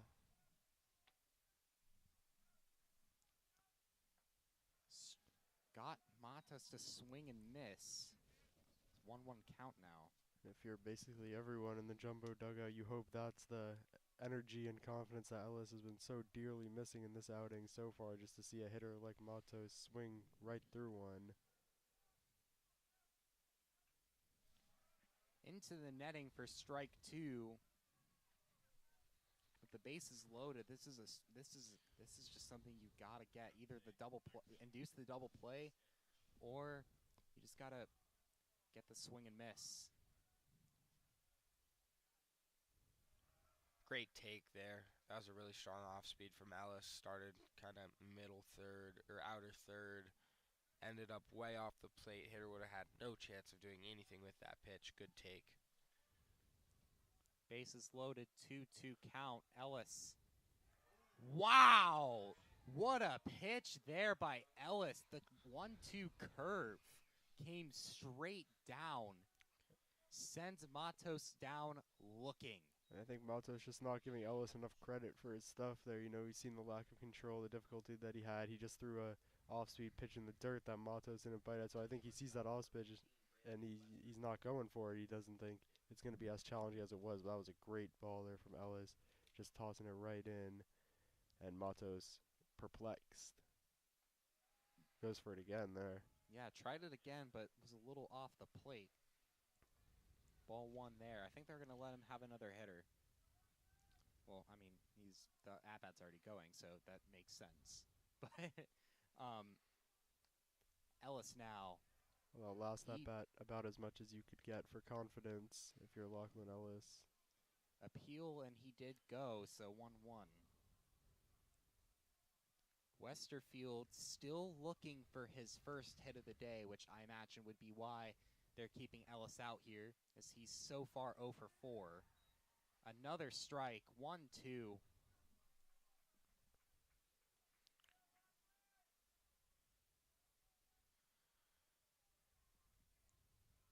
be interesting to see what he goes with here. Fastball or the slurve. Swing and a miss on what looked to be the curve again. Went way, way too early and ended up trying to chase on the outside, stumbled off to the side of the plate.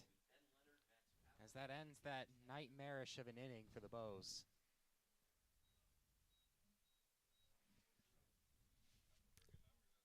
We're going to step aside briefly when we get back. Bottom of the 8th action here from Saul Gittleman Field.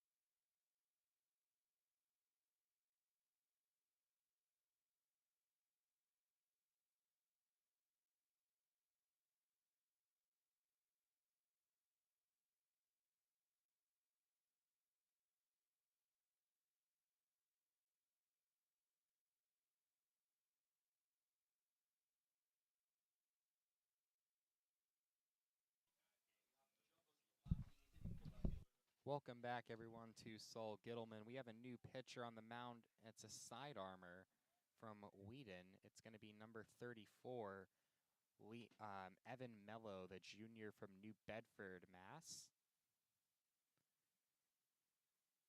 his first mission of the day is to send down Ben Leonard, who that might be a little bit of a tough ask because he's definitely the hottest hitter on this Bows team right now.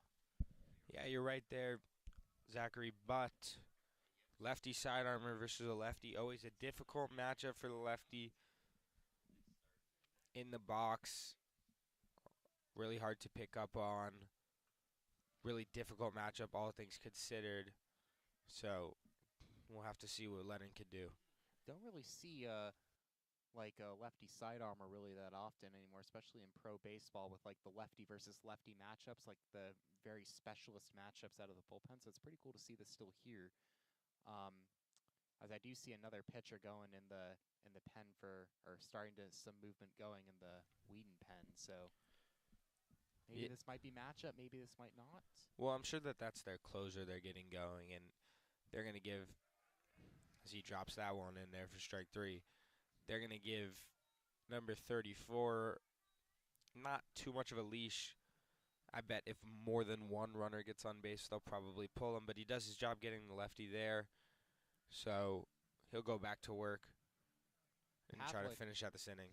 Pavlik now the switch hitter. He'll go righty for the first time today, as he'll look at the first pitch outside. Evan Mello, the junior from New Bedford, Mass., made 8 appearances last year, 0-1 record, and had an 11.88 ERA. Had 7 strikeouts, walks, 50-50 strikeout-walk ratio. And was last year exclusively used in long relief, was not in these high-leverage situations. This year, he's made 2 appearances, and he's yet to give up an earned run.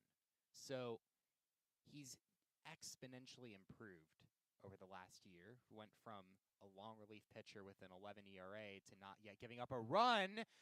Deep left field. See you later. Max Pavlik ties it up.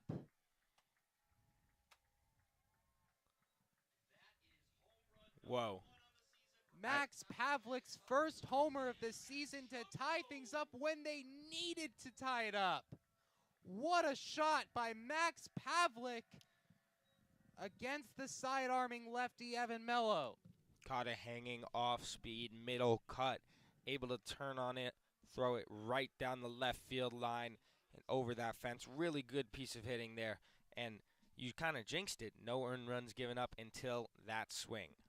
Exactly. I know people say the announcer jinx is real.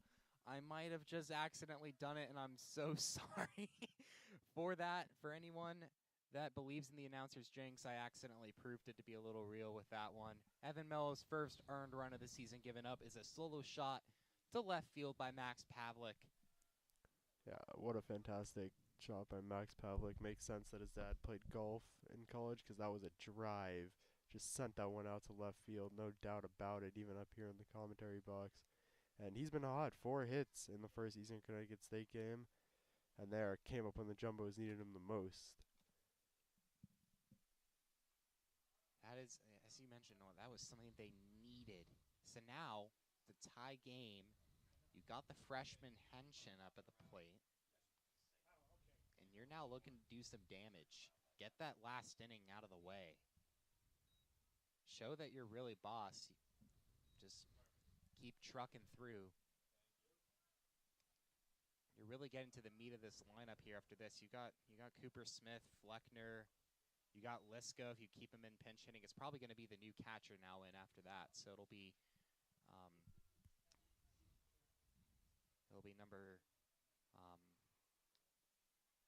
Banner in at the plate after this. Way foul. Oh, that did hit a car pretty bad. I heard the sound, and Henshin cringed a little bit as he saw that too. Looks like he's working on trying to like push it a little out based on that warm-up, but Just working on getting a feel for his swing, what he wants to do mechanically. But once you get in the box, you're really not thinking about mechanics. You're just thinking about see ball, hit ball as he swings and misses there. that'll be his second swing and miss of the day. goes down. Had the single earlier to start, but has so far since then been 0 for 4. The cleanup hitter, Cooper Smith, walking up to Mac Miller's blue world as he looks to put Wheaton into a blue world.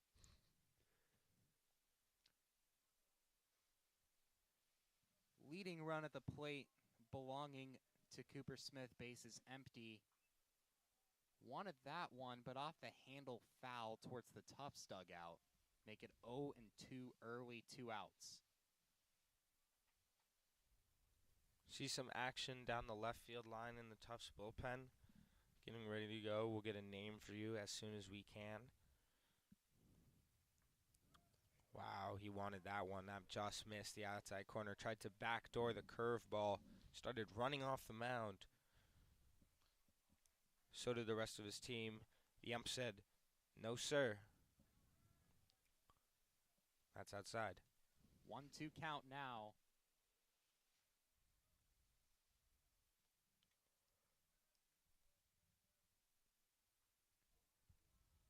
Dribbles foul. Stays 1-2. Cooper Smith so far today has scored a run today and is so far 3 for 4. With a scored run, was left on base once. Another foul ball into the netting. He's working through this at-bat. Doing a really good job fouling off the junk inside, looking for a fastball that he can square up, put in one of the gaps. When it's late in the game and he's tired as well, just trying to grind out this AB and earn something for his team. Great take there on the outside, not even thinking about going for that fastball. 2-2 as the sun comes out of the clouds here, the glare coming into the press box as well as to the batter's box. We'll see what happens here. Swing and a miss sends him down swinging to end the inning, reducing the damage. But this game now tied. We got an exciting 9th inning coming up here on JumboCast. We'll be right back.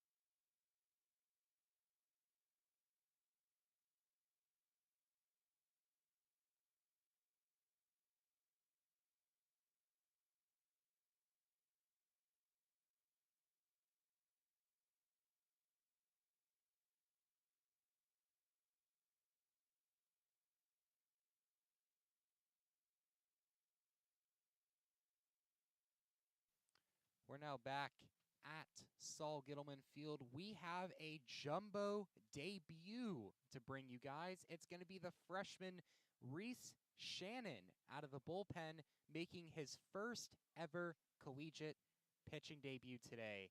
And he looks happy and ready to go on the mound as he's put into a high leverage situation tie game at the top of the ninth. Yeah, Reese Shannon out of Summit, New Jersey, product of Del Barton High School. For those of you Yankee fans tuned in, Anthony Volpe, also a product of Del Barton High School. Same with Jack Leiter, the star pitcher at Vanderbilt from a couple years ago. So Del Barton definitely a powerhouse as far as college athletics, especially on the gets baseball the side. routine ground ball into Cooper Smith to quickly send down Tyler Bellin. Fleischer made that look effortless, just flung that straight to Cooper Smith, just collected it like it was nothing. Here at Tufts, Reese Shannon is an econ major. We'll see if we want to invest in his stock, depending on this performance. That was a good one. That was a good one. I'll give you that one, Noah. Beauregard back to the plate for the fourth time today. Is 1 for 3 with a walk. Reached on an error. That's going to foul into the stands. As the Amtrak Downeaster passes by Saul Gittleman.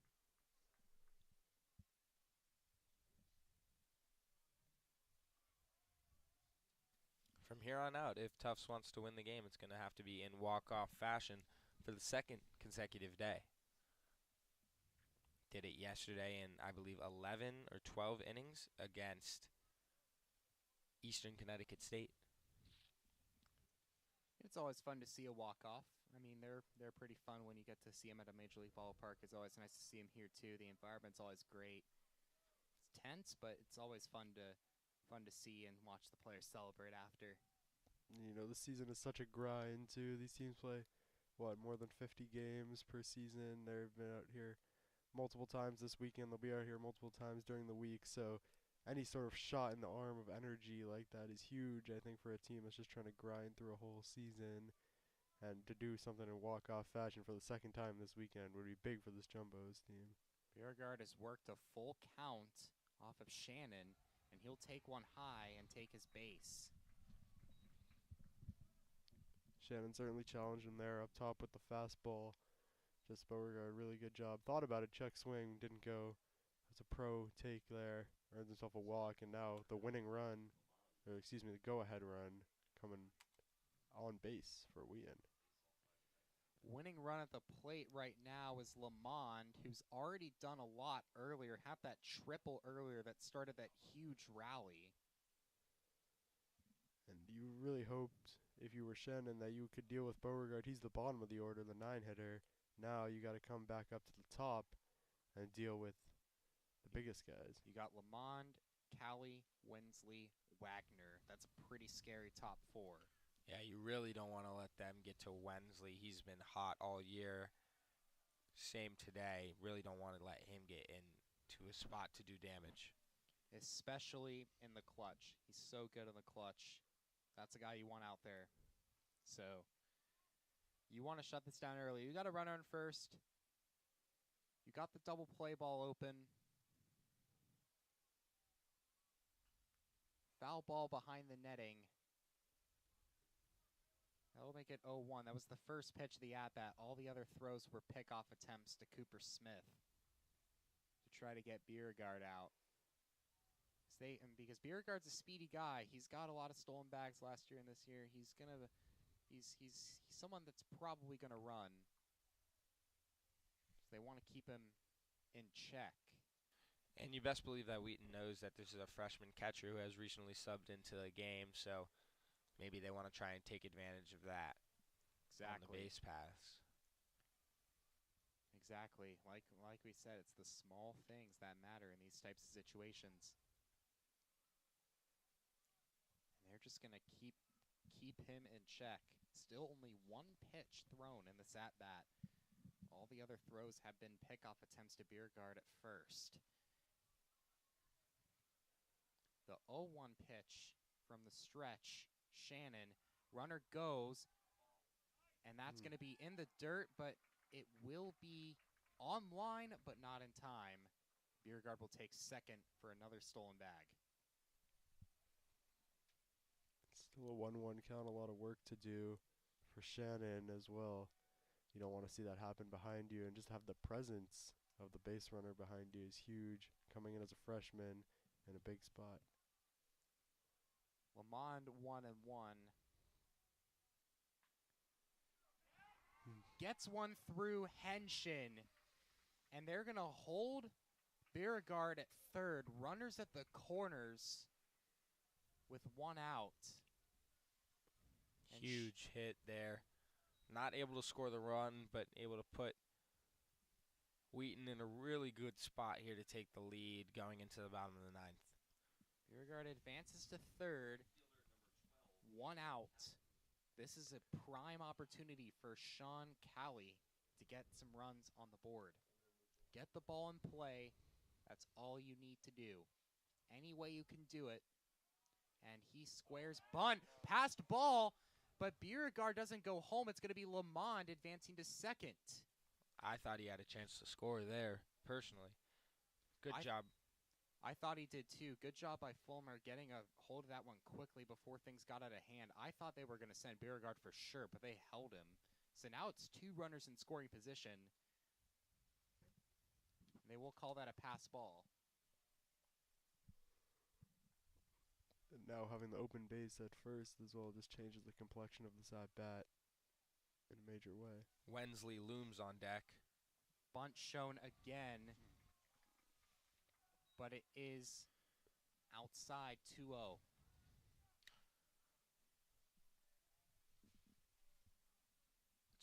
It'll be interesting to see if they have him square to bunt again or turn him loose. But before that, we're going to have a mound visit, potentially a change.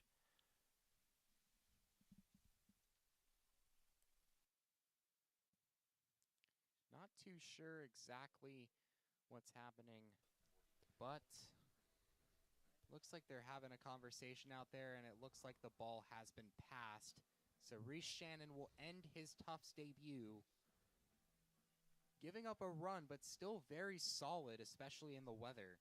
So props to him for still putting up with that weather and still grinding out that inning and still getting an out in his first at-bat. That's a little nerve-wracking, obviously, your first ever collegiate appearance and getting the at-bat and just trying to, like, locate the pitches. That's got to be nerve-wracking, especially for someone that really hasn't been in that situation ever. Now entering, it looks like another freshman, I believe, Landon Meng from Ackworth, Georgia. It is the freshman. Landon Meng. He's coming in at a big spot. He has pitched one inning, pitched yesterday, one inning, walked one, didn't give up any runs, and the Jumbo's hoping that he'll be able to replicate that one, pick up 2 outs here. Sidewinder, also in my microeconomics class. Oh my gosh, I'm looking. He's double majoring in mechanical engineering and quantitative economics. Yeah, this guy, he's really smart. This guy's an academic weapon. He's a wizard. Does he got a weapon of a repertoire too? I believe he does. We're yet to find out. Really unique pitcher. Like drops down to a unique arm angle. Really difficult for righties especially to pick up on that. Dude, I can barely even survive 15 credits. I couldn't imagine doing Mechie and Quant. And you're a varsity athlete. And you're a varsity athlete. This guy's a grinder. This is the peak Tufts athlete. Let's hope he can grind out some outs here. It doesn't have to be pretty, but it does need to happen for this Jumbo's team. And, you know, it says a lot about Coach Stark that he's willing to take a risk on so many in this freshman class here in, you know, pretty big tilt here, especially in the 9th inning, you know, 2 runners on base. I mean, he's got to get through a class with Harrison Sternberg. I'm pretty sure he'll get through this inning. Always asking for the notes. Crazy. Always asking for the homework. Like, dude, I got a pitch on Sunday. Harrison, leave me alone. Crazy, man. Really tough spot, though. Sean Calley's still 2-0 in this at-bat. Yeah, and it was something you really don't see too often, coming in mid-at-bat, making a pitching change mid-at-bat. He really, Coach Stark really must have not liked what he saw. You have to think he's been thinking about what he's going to throw here for a while. high fastball just upstairs. The Georgia academic weapon himself, Landon Mang, looking to just get things shut down. You got runners in second, third. You don't want to load the bases here. That's going to be a strike in. 3-1 count now. You just want to see that fall in. Sean Calley is a guy who's gotten, as I mentioned, game-winning RBIs, game-winning at-bats. Did that during the Memphis series in Carolina. Swing and a miss for strike 2. Now works a full count. Meng coming in already having an impact. Really, really impressive from Meng just to come. He throws a ball to coming down 3-0 and then just not rolling over at all, throwing 2 really complete challenging pitches. Works his way back. Did he go? Looked like he went around. That's the call. Got him Wow, so on he went. appeal. He's so happy with that. I just heard him. I might have heard an expletive from out here. I'm not going to lie, but he seems pumped up about that. He jumped around, celebrated. That's always got to feel good, especially when you're in a jam like that. Yeah, great job to come in and get that final out. Or get that second out, excuse me. But now a tough matchup for the Sidewinder. Lefties can pick up on him pretty easily. We'll see what happens here. Getting a lot of encouragement from the bench, too. They know how big of a spot this is, and they know how badly they want to see him succeed. So far, so good for Meng. Meng with poise. Foul ball out the left side. And that'll be a kid's free youth day present. 0-2 here. Huge pitch coming. Casey Wensley, arguably Wheaton's best hitter. This is the moments. Oh, Line drive down the center field. That will score 1, sending home the second, and that will make this an 11-9 ball game. As Wensley, the hot hitter, as we were mentioning, gets the RBI double to add 2 to Wheaton's total. man, he had him 0-2 and just missed over the middle with the slider. Really wanted to bury that back foot. But I said earlier, it's easy for the lefties to pick up on spin, and if you miss, he's going to do damage, and that's exactly what he did. Biergard and Leonard score around the bases from second and third as the RBI double comes in for Wensley, who's already had a lot of action today. Another action out into right field. That'll end it as Abraham will shut things down with the fly ball. But now the Bows are in trouble. They're down 2, bottom of the 9th. What will they do? We'll be right back here in JumboCast after this.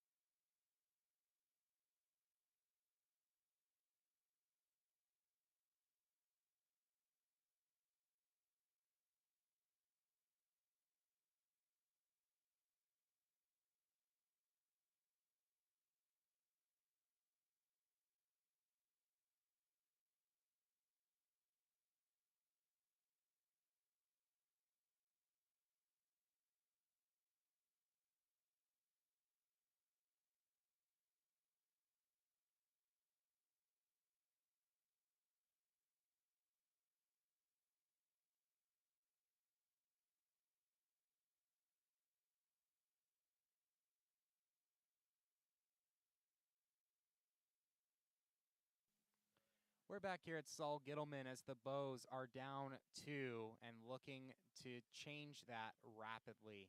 We got the closer for Wheaton, number 35, Liam Goldwaith, now out on the mound, taking on Henry Fleckner to start things off in the middle of the order. Goldwaith, he's a fire thrower. He ranked 4th in the NUMAC for saves last year with 5. Also was 3rd on the team, 28 strikeouts. Only walked 4 batters all of last season. And he's been huge. See how he deals with Fleckner here. Takes ball 1 after swinging at the first. But yeah, Goldwaith, I mean, he had a rough outing versus Methodist March 1st, but as a strong inning of work yesterday when he came out versus Framingham State with no hits and 2 strikeouts. But yeah, as we mentioned, he's been the closer. Really strong hit out into left field as he chased the high ball and it made contact. So Henry Fleckner gets on first, and that's exactly what you need. Now you have the tying run at first. It's going to be number... We got a pinch hitter, I believe. Jack Kamen now in as the pinch hitter for I had the wrong slot up on my thing, but number 46, Jack Kamen now in. This is his second appearance as a pinch hitter. He pinch hit against Eastern Connecticut, where he did not record a hit, but he's a freshman from Shrewsbury, Mass, and was a summer ball kid outside of high school. Yeah, pinch hitting, especially on these cold days, is always especially challenging. You got to come out and be locked in. I mean, he swung first pitch, took that second pitch for a strike immediately in a deep hole. Just a tough place to be after sitting on the bench for over 3 hours. I believe Kamen's a catcher as well, so this goes to extras. Did that hit him? That hit the bat, so that might be a foul. Looked like it hit his hand, but came off the handle. Looks like it was off the butt of the bat, like the bottom of the handle. Yeah, so that's an interesting way to get a foul. But Jack Kamen slots in as an outfielder, but is pinch hitting for the catcher, so I'll probably make another defensive substitution if this goes to extras. That'll be ball 1 for Kamen.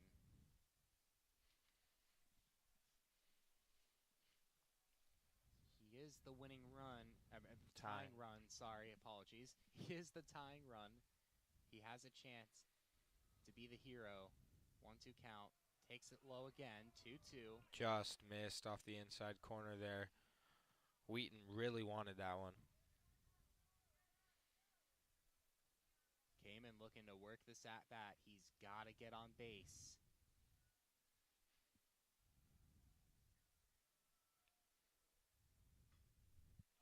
Blooper out to first. That's going to be foul. If that had a little less velocity and a little more height, that could have been a nice play by the first baseman, Wagner, to end things for him.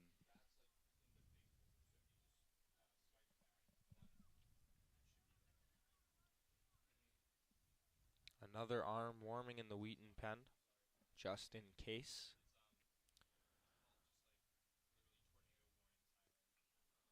Kamen wanted all of that, but that's in the net. So it'll be still a 2-2 count as he works through this at-bat. He's doing exactly what you need to here. Just take one pitch at a time and try to just grind through this at-bat. Get the pitch count up if you can. Try to get on base. 2-2 payoff. High. Works it up to a full count. Max Caven. Jack Kamen with a great at-bat here so far. Just got to keep fighting one pitch at a time, just like you said. Full count now for Jack Kamen, the Shrewsbury, Mass native. Got the pitch high, and he'll take his base. Runners on first and second. Caden Abraham, the game-winning run, now at the plate. He got that double earlier. What can he do here now? He knows he can do it, but what I imagine, like, this is the stuff that I always wonder about. What's going through your mind when you're in this situation? When you're in a game-winning situation, you have runners on first and second. You're the winning run at the plate. Well, my guess, just treating it like a usual at-bat? That's what you have to do. Yeah. But for Abraham, who did score the game-winning run yesterday, he's probably reminding himself of that he's been in this exact spot only a day ago, and was able to come up as big as ever when they needed him. You know, if that's not motivation or confidence, I don't know what is for Abraham. Somebody who's really just been thrown into this lineup, and he's played a lot today, come up big in some big moments already. I think that's all just going through his head to center himself. He knows that he can do this, and now he's just out there to execute. Pinch runner in for the Bows. It'll be number 38, Pearson Cooper, the sophomore from Bethesda, Maryland. This is his 2025 debut, so he's now in as a pinch runner. Interesting to see if he bunts here. If you bunt and you sacrifice yourself, there's one out, and then you need a base hit instead of 2 ground outs. He does square. Although the Wheaton corner infielders are playing pretty deep, all things considered, especially the first baseman. So it'll be interesting to see. 1-0 count for Abraham.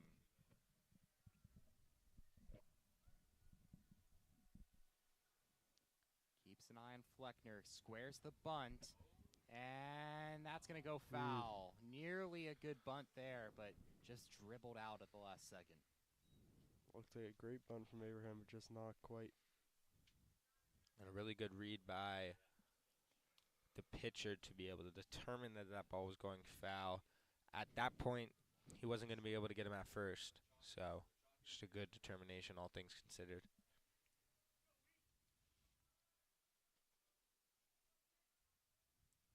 1-1 count for Liam Goldwaith.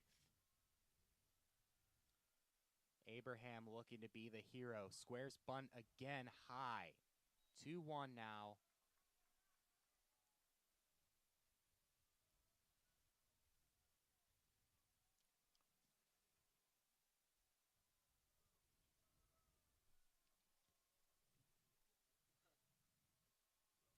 Goldwaith settles in.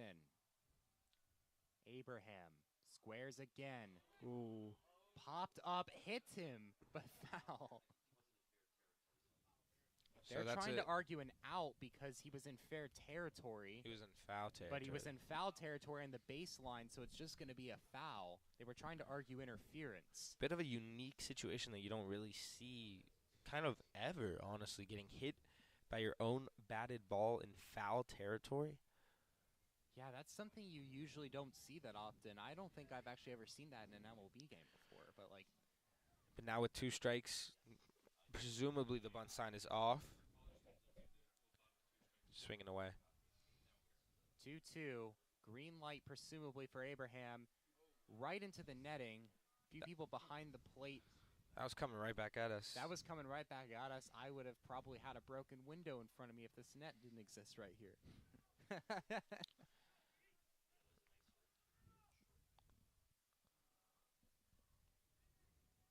2-2. And one of the most high-intensive at-bats of the year for Caden Abraham. Goldwaith settling in. The pitch, a huge hit down the line. Coming around to third is Fleckner. He'll stay. Bases loaded. That one was roped by Abraham. Just a really good job. And great job to hang in there. We saw him foul a couple pitches back. Really grinded through that at-bat, even when he was out the bunt, when he was put on the swing sign later.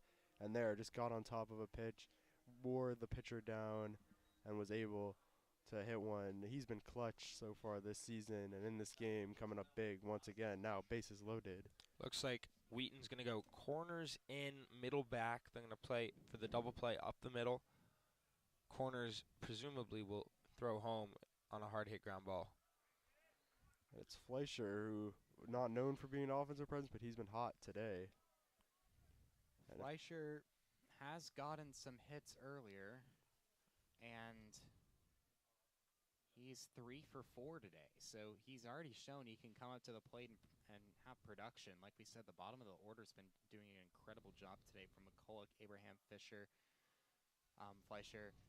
All these people have been coming up to the plate and been impressing. Like this is something that you would ideally want from an offensive lineup, where your entire lineup's able to be productive, and you're getting that here with this lineup today. Everyone has their own strength and able to do their own thing. Fleischer tried to go, but realized it was low, so that'll be 2-1 now. The tying run currently in scoring position. Winning run at first.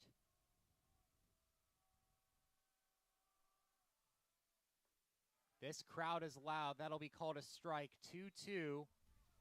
Fleischer slaps the bat after that. He wanted to pull the trigger on that one, unable to. Now he's going to have to shorten up and do it with 2 strikes. Absolutely have to put a ball in play here. That could be the dream. Fleckner on third. Pearson Cooper second. Ground ball up the middle. Play to the shortstop first. It was not in time. So that will score Fleckner. It's now 11-10. The runner at second out, runner at first safe. Pearson, the pinch hitter, or the pinch runner, Pearson Cooper at third. And Fleischer will get an RBI single on the fielder's choice. Really nice play by the second baseman to be able to get the out at second, keep the winning run out of scoring position. Fleischer did a good job hustling down the line, beating that one out. It's now going to be Jesse McCulloch, who's already produced here today. Plenty. 1 for 2 with the RBI. Bunt. And that's going to tie it. A great sack bunt by Jesse McCulloch, and this game is tied. 11-11 here, and that's a huge play. Just, it wasn't even the best bunt, but he did what he needed to. Important to get it far away from the plate there, just into a spot where neither pitcher nor catcher can get it and make a play on it, as the runner was rearing home. And now you can't think of a bigger spot than They this are one. going to intentionally walk Ben Leonard to have a force out at any base. Leonard's second intentional walk of the season. He was also walked in the first Eastern Connecticut game after he started off 5 for 5 from the plate. And it's now going to be Pavlik, who already had the solo shot earlier to get the Bows back into things. Game tied just like it was earlier. Not before he did that. He tied the game earlier. But now he's in an interesting situation where he could potentially drive in the winning run. Pavlik wanted that. He got the homer righty. He is a switch hitter. He's hitting lefty.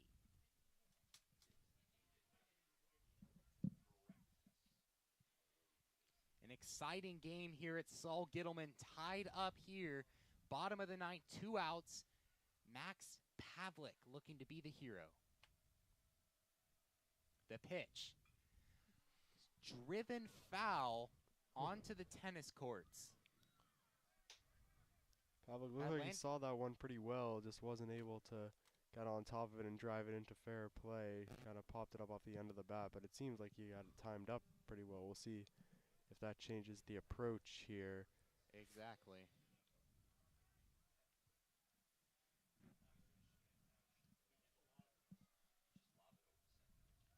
Goldwaith digging in here. 0-2 count.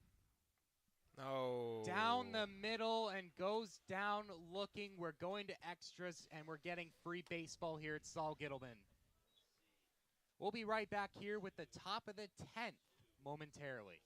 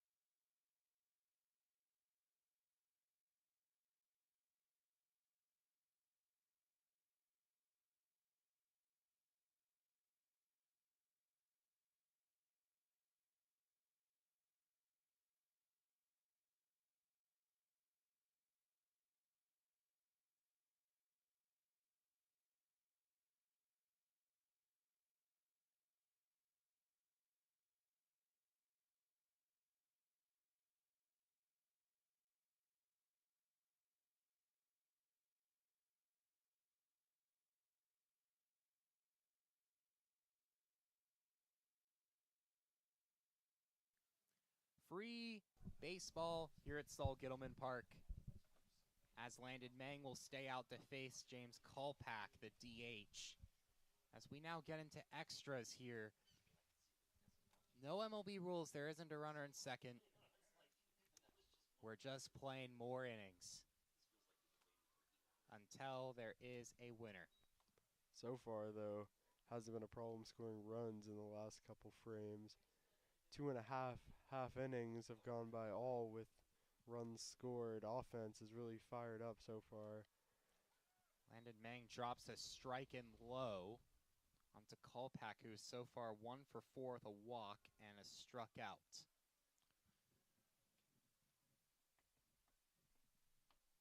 Matos in the hole.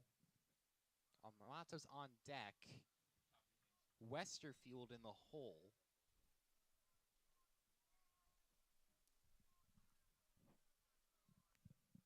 This has been a high-powered offense game. 15 hits for Wheaton, 14 for the Bows. And Kolpak will walk. So runner on first.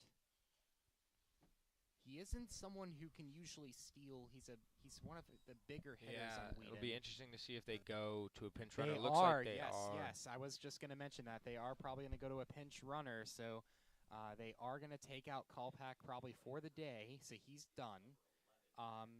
Number 11 for Wheaton. Declan Lush. This is, he was used as a pinch runner in the Methodist series, so he is going to do the exact same thing again today. He's a first year from Seekonk, Mass, and was a 119 ERA player. He's actually listed as a two-way player. So I wonder if he'll ever pitch in the future. Should be exciting to see that. But both of these teams beginning to go deep into their bench. Scores card filling up. Arms running out, especially for Tufts. I believe this is their 4th or 5th arm used. But that's why you have such extensive college rosters. Although we did play 2 games yesterday, so Stark may be running a little low on options. they have 2 arms going in the pen right now, both righties. So Looking ahead for Wheaton, they'll go to Florida, playing Immaculata, UMass Boston, Webster, and Bethel. Immaculata yet to capture a win. That'll be their next game. Matos will swing and miss. It's now 1-2 as Landon Mang looks to work a K. 2 Tufts pitchers in the bullpen, so not sure how long this outing will last for Mang. I think I can see Gabe Fitzgerald, and then I can't tell who the other is. That'll be outside 2-2.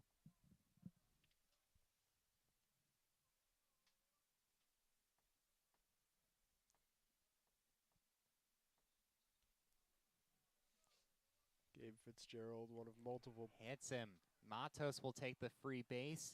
Pinch runner moves to second. You got a runner in scoring position to take the lead. And it now looks like... No, that's not. That's just a ball boy. I apologize. I thought it's going to be the manager coming out to take the ball, but it's just the ball boy. Grabbing something off of the wall. Potential pinch hitter here for Wheaton. Yeah, not sure who's coming out. Interesting as well, because this is, once again, a bunt situation. Yes, that's what I was going to ask next. This is the shortstop depth on the roster, Ray Toth. So they're going to substitute out Westerfield for the day. He's done. It'll now be Ray Toth, who is the other shortstop on the roster who has playing time. I would imagine that he will be squaring to bunt here. Yes. Wholeheartedly. 21 at-bats last year. Batted .448. There's the bunt. .048 last year as his average. That's not very high, is it? Yeah. 48, 130, 48 slash in 21 at-bats and had 1 hit on the year last year. Man. 1 for 7 this year at the dish.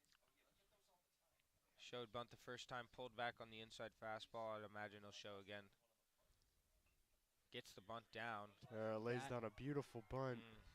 Exceptional bunt. That was incredibly done by Ray Toth. He's hyped about it, and rightfully so. That was one of the best bunts you could lay down in that situation. That was perfectly dribbled down the line. I'm sounding like Hugh Harrison, but like. If you're a hitter that only hits .048 for a whole season, you got to take him where you can get him. And Toth there, beautiful bunt. That'll get his average up to 250 on the year. That's one way to get your average up to 250. Hey, man, it doesn't matter how you get it done. It just matters that you get it done. That's certainly been the case here today. And the pressure rising here for the Jumbos. Familiar face Bellin now at the plate. The catcher so far is 1 for 4 with an RBI and a walk, has struck out twice. That's a rocket and hits a nearly hits a Subaru Impala. I was thinking about the unsuspecting student walking in the parking lot, but yeah. I don't think Subaru makes Impalas. I think I messed that one up.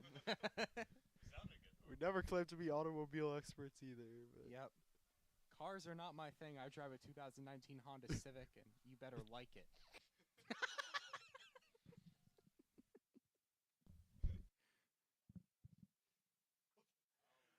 Dribbler down there. That's going to be a base hit. That'll score runs. And that will score in 1 run. That'll score the pinch runner. Yep. Matos, Toth, and Bierg and Bellin all safe for 2nd and 3rd.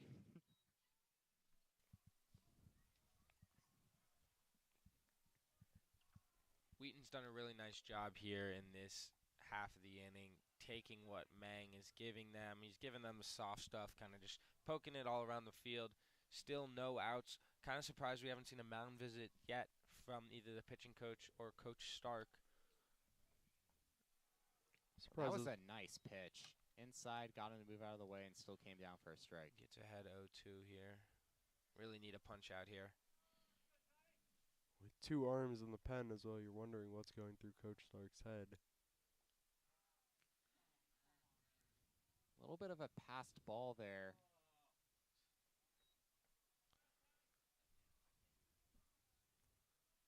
Count goes to 1-2. Look for the outside slider here. I'd imagine that's what he'll go with. Kind of his bread and butter. Oh, great play. That was great. What a play. Incredible defensive play to get 2. It looks like there's still in deliberation, but I thought he may have been safe at The first. Wheaton think he beat that one out. Wheaton manager wants to talk about that call. I mean, that's a pretty impactful call.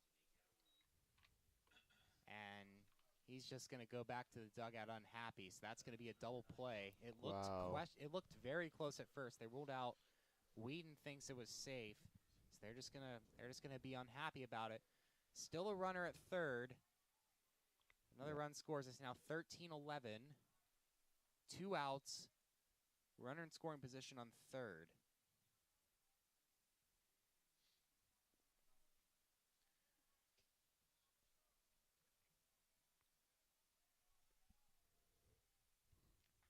Oh. Driven to left. That's going to be play. at the wall. Drops down. That will score 1. And Leonard gets another multi-base hit on the day. You got to wonder at what point is he going to pull Mang. Really laboring here in the bottom of this 10th or top of the 10th inning. 14, giving up 3. Yeah, 14-11. Wheaton has now given up 3 in this inning. I think they're just going to let him see it out to preserve the bullpen, honestly. He's already used so many arms, so many young arms. A passed ball, and Lamond is going to go to 3rd. Yeah, Mang's really losing it. I'd see your point, but Tufts doesn't have, to the best of my understanding, Tufts doesn't have a game for the next couple days, which should give their arms a couple. Until Tuesday. Until Tuesday, yeah, gives them 2 days to rest up. But I'm sure Stark wants if you're to. Stark, Would you just put in a freshman here, see what they can give you? Well, Well, Mang is a freshman. That's what he's been doing the last I 3 mean, pitchers, all freshmen, yeah. all to varying results. You still Yeah. have one arm warming up, kind of pacing around in the bullpen out there. I think that's Gabe Fitzgerald in the bullpen,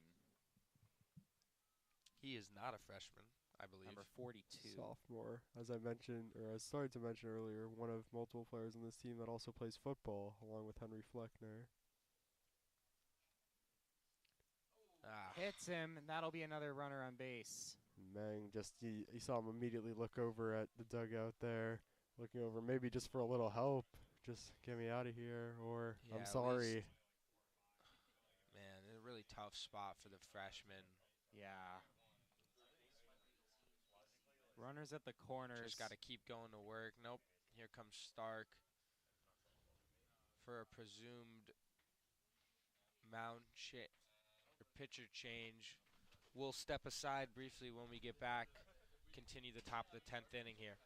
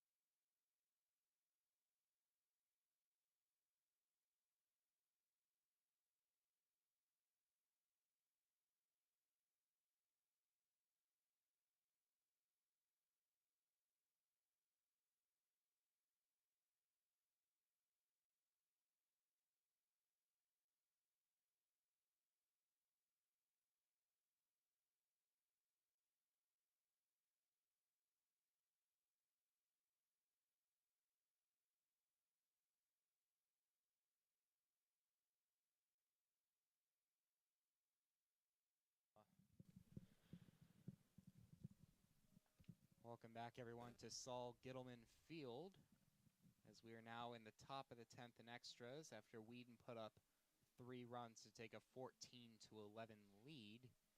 Now have a new pitching change. It'll be the sophomore Gabe Fitzgerald. Noah, what can you tell us a little bit about Gabe? What Well, Zach, I can't tell you all that much. He only made 5 appearances last season, but put in 5 innings of pretty solid work. 2 shutouts in that. It's a couple rougher outings versus Colby. He gave up 4 earned runs versus MIT, 3 earned runs. But he's a project out here on the diamond. Of course, a project on the football field as well. But they're just trying to use him when they can. To eat up some innings, to eat up some moments like this, and at least get him some experience here. This is his debut on the season, and he's just hoping to do a little damage control here for the Jumbos, coming in facing runners on the corners. Exactly. He is an Exactly. He's an athlete too. He played 4 sports in high school. That's pretty impressive. I could only play 1.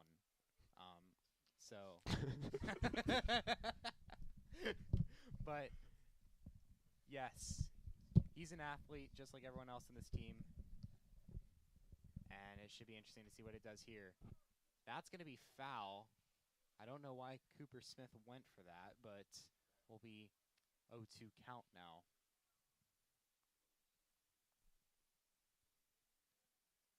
Fitzgerald settling in.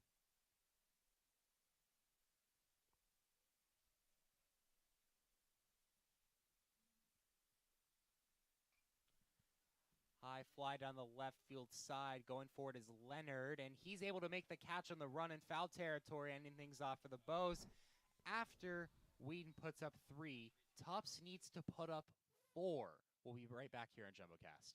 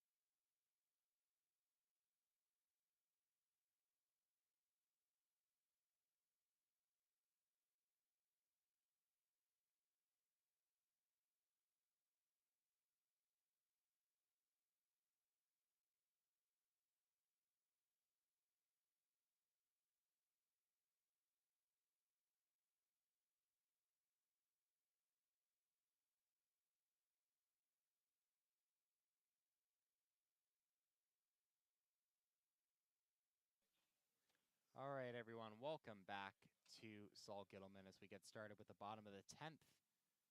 As Wheaton put up 3, Tufts now needs to put up 3 to keep it going and 4 to walk it off. And they got to do that against the senior from Hopkinton, Mass, John Fisher.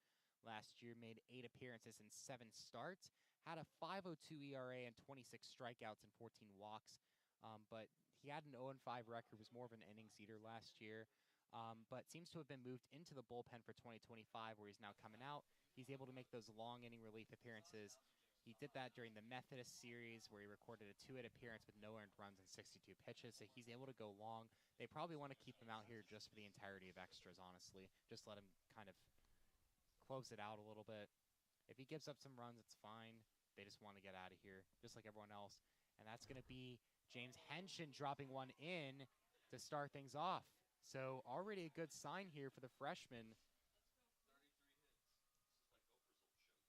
Henshin, I believe that is his second hit of the day. Was in a bit of an 0 for 4 hole earlier, but now is able to make a get on first and get close to scoring position.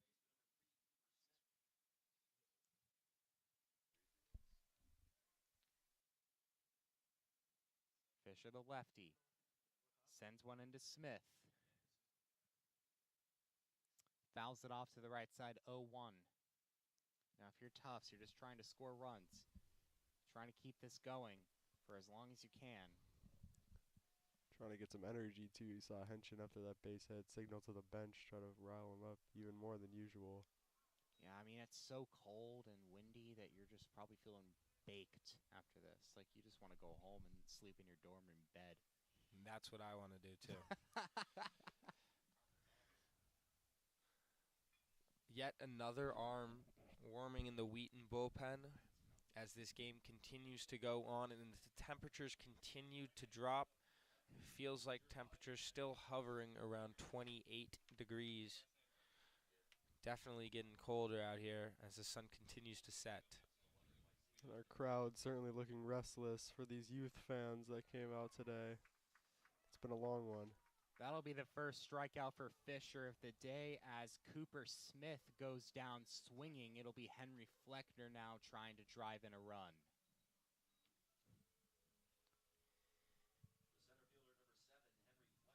Already had a pretty productive day today. Wants to keep it going. 1 for 3 with a strikeout earlier.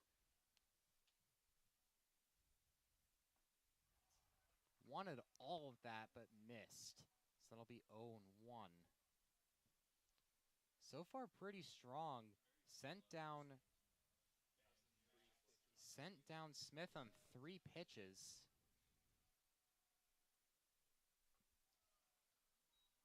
And there's the immaculate inning over as soon as I mentioned that. I'm sorry. Unfortunately, I have learned through today that I have a very powerful announcer's jinx. Well, could have used a little bit more of that if you were a Jumbo's fan, at least so far. High fly into right, tracking it is Callie, and he'll take the easy pop fly routine as can be. Fleckner goes down, and now the Bows are down to their last breath of the day. It's going to be the one and only Pearson Cooper. His first at-bat after coming in for defensive substitution. Really tough spot to be put in for your first at-bat of the day.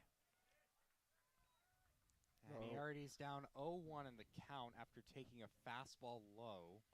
And it's going to, and yeah, he was put in as a pinch hitter. He was put in as a pinch runner. Now has to take the at-bat in Connor Brayla's spot.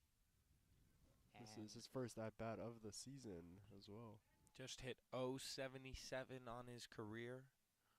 I had 1 hit last year. 1-1 count. Put a load on that, but that one's going to be into the netting foul. And now Wheaton is down to their last strike of the day. Obviously, it's baseball. Anything can happen, but Fisher looking to close things off for Wheaton. 1-2, wind up. Swing and a miss. And John Fisher closes things out for Wheaton. And that will end things off here at Saul Gittleman as Tufts goes down 14-11 at home to Wheaton College's Lions. Harrison and Noah, what are your closing thoughts on what went wrong today for the Bows and how they can improve going into this upcoming week? Just down the stretch, pitchers weren't able to command the zone, getting into hitter-friendly counts where the Wheaton batters could do damage. That's all I would sum this one up to. Yeah, and I would say really it's just another piece of experience for this Jumbos team. You know, so many young players getting experience in tough situations. You know, they're going to have to go through adversity like that a lot. And this is, you know, you lose, but you also learn. And I'm sure that's what Coach Slark is telling his team after this, that, you know, that we can take things away from this game. We're going to play tough games like this all season. We're going to have to do through weather, through other adversity, and not the result that the Bows wanted, but certainly one they're going to have to deal with. Great game by Wheaton, nonetheless. Yes, we will be back here one more time on JumboCast before spring break on Wednesday when the Bows take on MIT here at Saul Gittleman at 3 p.m. That will be right here on JumboCast on our YouTube channel, which you guys should totally subscribe to and make sure you guys like the video as well. But finally, before we go, I have to thank my amazing crew who stuck around with me through extra innings today. Harrison Sternberg and Noah Goldstein providing their excellent and amazing color analysis. Micah Baum, who's been behind directing. Jason Straight, also behind the computer, assistant directing and on top of the roof and also providing analysis during our game. Jake Stoller doing an incredible job as well. On behalf of myself, Zachary Miller, and the entirety of JumboCast, we'd like to thank you guys for watching. We hope you guys have a great rest of your day. Stay home safely.